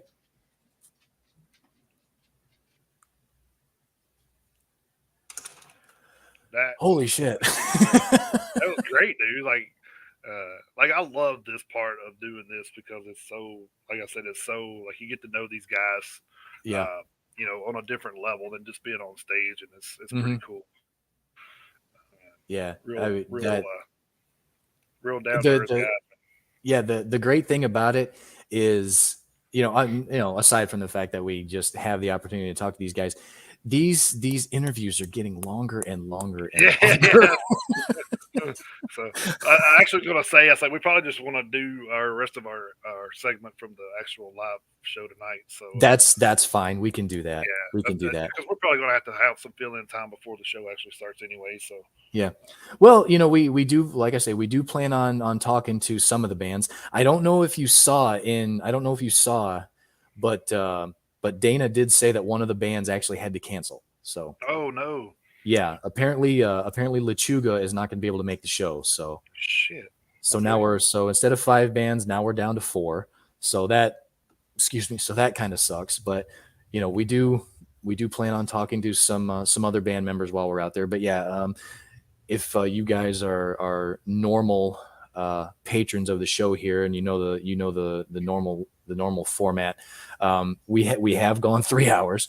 So what we're going to do is we still have all of our content. So what we'll do is our live stream from the concert venue, we'll get you guys all caught up on the normal events of the week and all that good stuff. We've got our top 10, we've got our history and everything, which if worse comes to worse, we just turn the history segment into 2 weeks. We've done that before. I didn't do anything history this week because I knew we were, I usually don't when we have guests. So we'll make sure that we'll make sure we go over, the album reviews and all that good stuff. So, but this evening's going to be fun. We're looking forward to it. It's unfortunate that Lechuga had cancel, but that kind of thing happens. But again, thank you to Ryan and Alan. Kevin, we feel like we feel like we know all about you. So hopefully next time you guys are able to come on, maybe Kevin can come on and tell some stories about those guys. Maybe exact a little bit of revenge. Who knows? And thanks to Michelle and other Alan and Marion and everybody, Graham, everybody in the chat. Yeah, everybody. Lisa and Kat and you guys for Haley. There was a bunch of people in today, so it's hard to try to keep up with everybody. But and we can't forget Octavio. He was here. He was here with us too. Octavio's one of our regulars, and we greatly appreciate him coming by. All right. Well, I guess we will wrap this bad boy up and get out to the live stream here in a couple hours, and then we'll do the regular stuff, birthdays and news stories and all that stuff from there. Yep. You guys want to tune in here in a couple hours? So we're looking at like 4:30, something around in there. So. Yeah, he said he asked us to be there before 4 to get set up, which I said we probably could. So yeah, as soon as we get it set up, we'll like I do for the show here, I'll put something on here and let you guys know when we're about ready to go live, and then we'll see how it goes. Cool. All right. Well, with that being said, we will see you guys in a couple hours. If not, we will see you right back here next. Or actually, no, we won't see you next week. 2 weeks. That's right. Don't forget. 2 weeks. Yep. We'll see you back here on what will that be? The 9th? July 9th. Yep. Yeah. So July 9th, we will see you back here. And I think we may have a guest lined up for that week too. We're working on it for sure. Yeah. I thought they said they were down, but we'll make sure. But I think we got a guest that week too. So, so tune in for that. So, yep. Until then, I hope you guys have a good week, and we'll either see you later this evening or next week, whichever you prefer. I don't want you to hang out with us all day unless you really, really want to. So, that's right. So, with that being said, keep those devil horns held high and jump in that pit anytime you can. That's right. See you guys next week or later. Yep. See you guys later.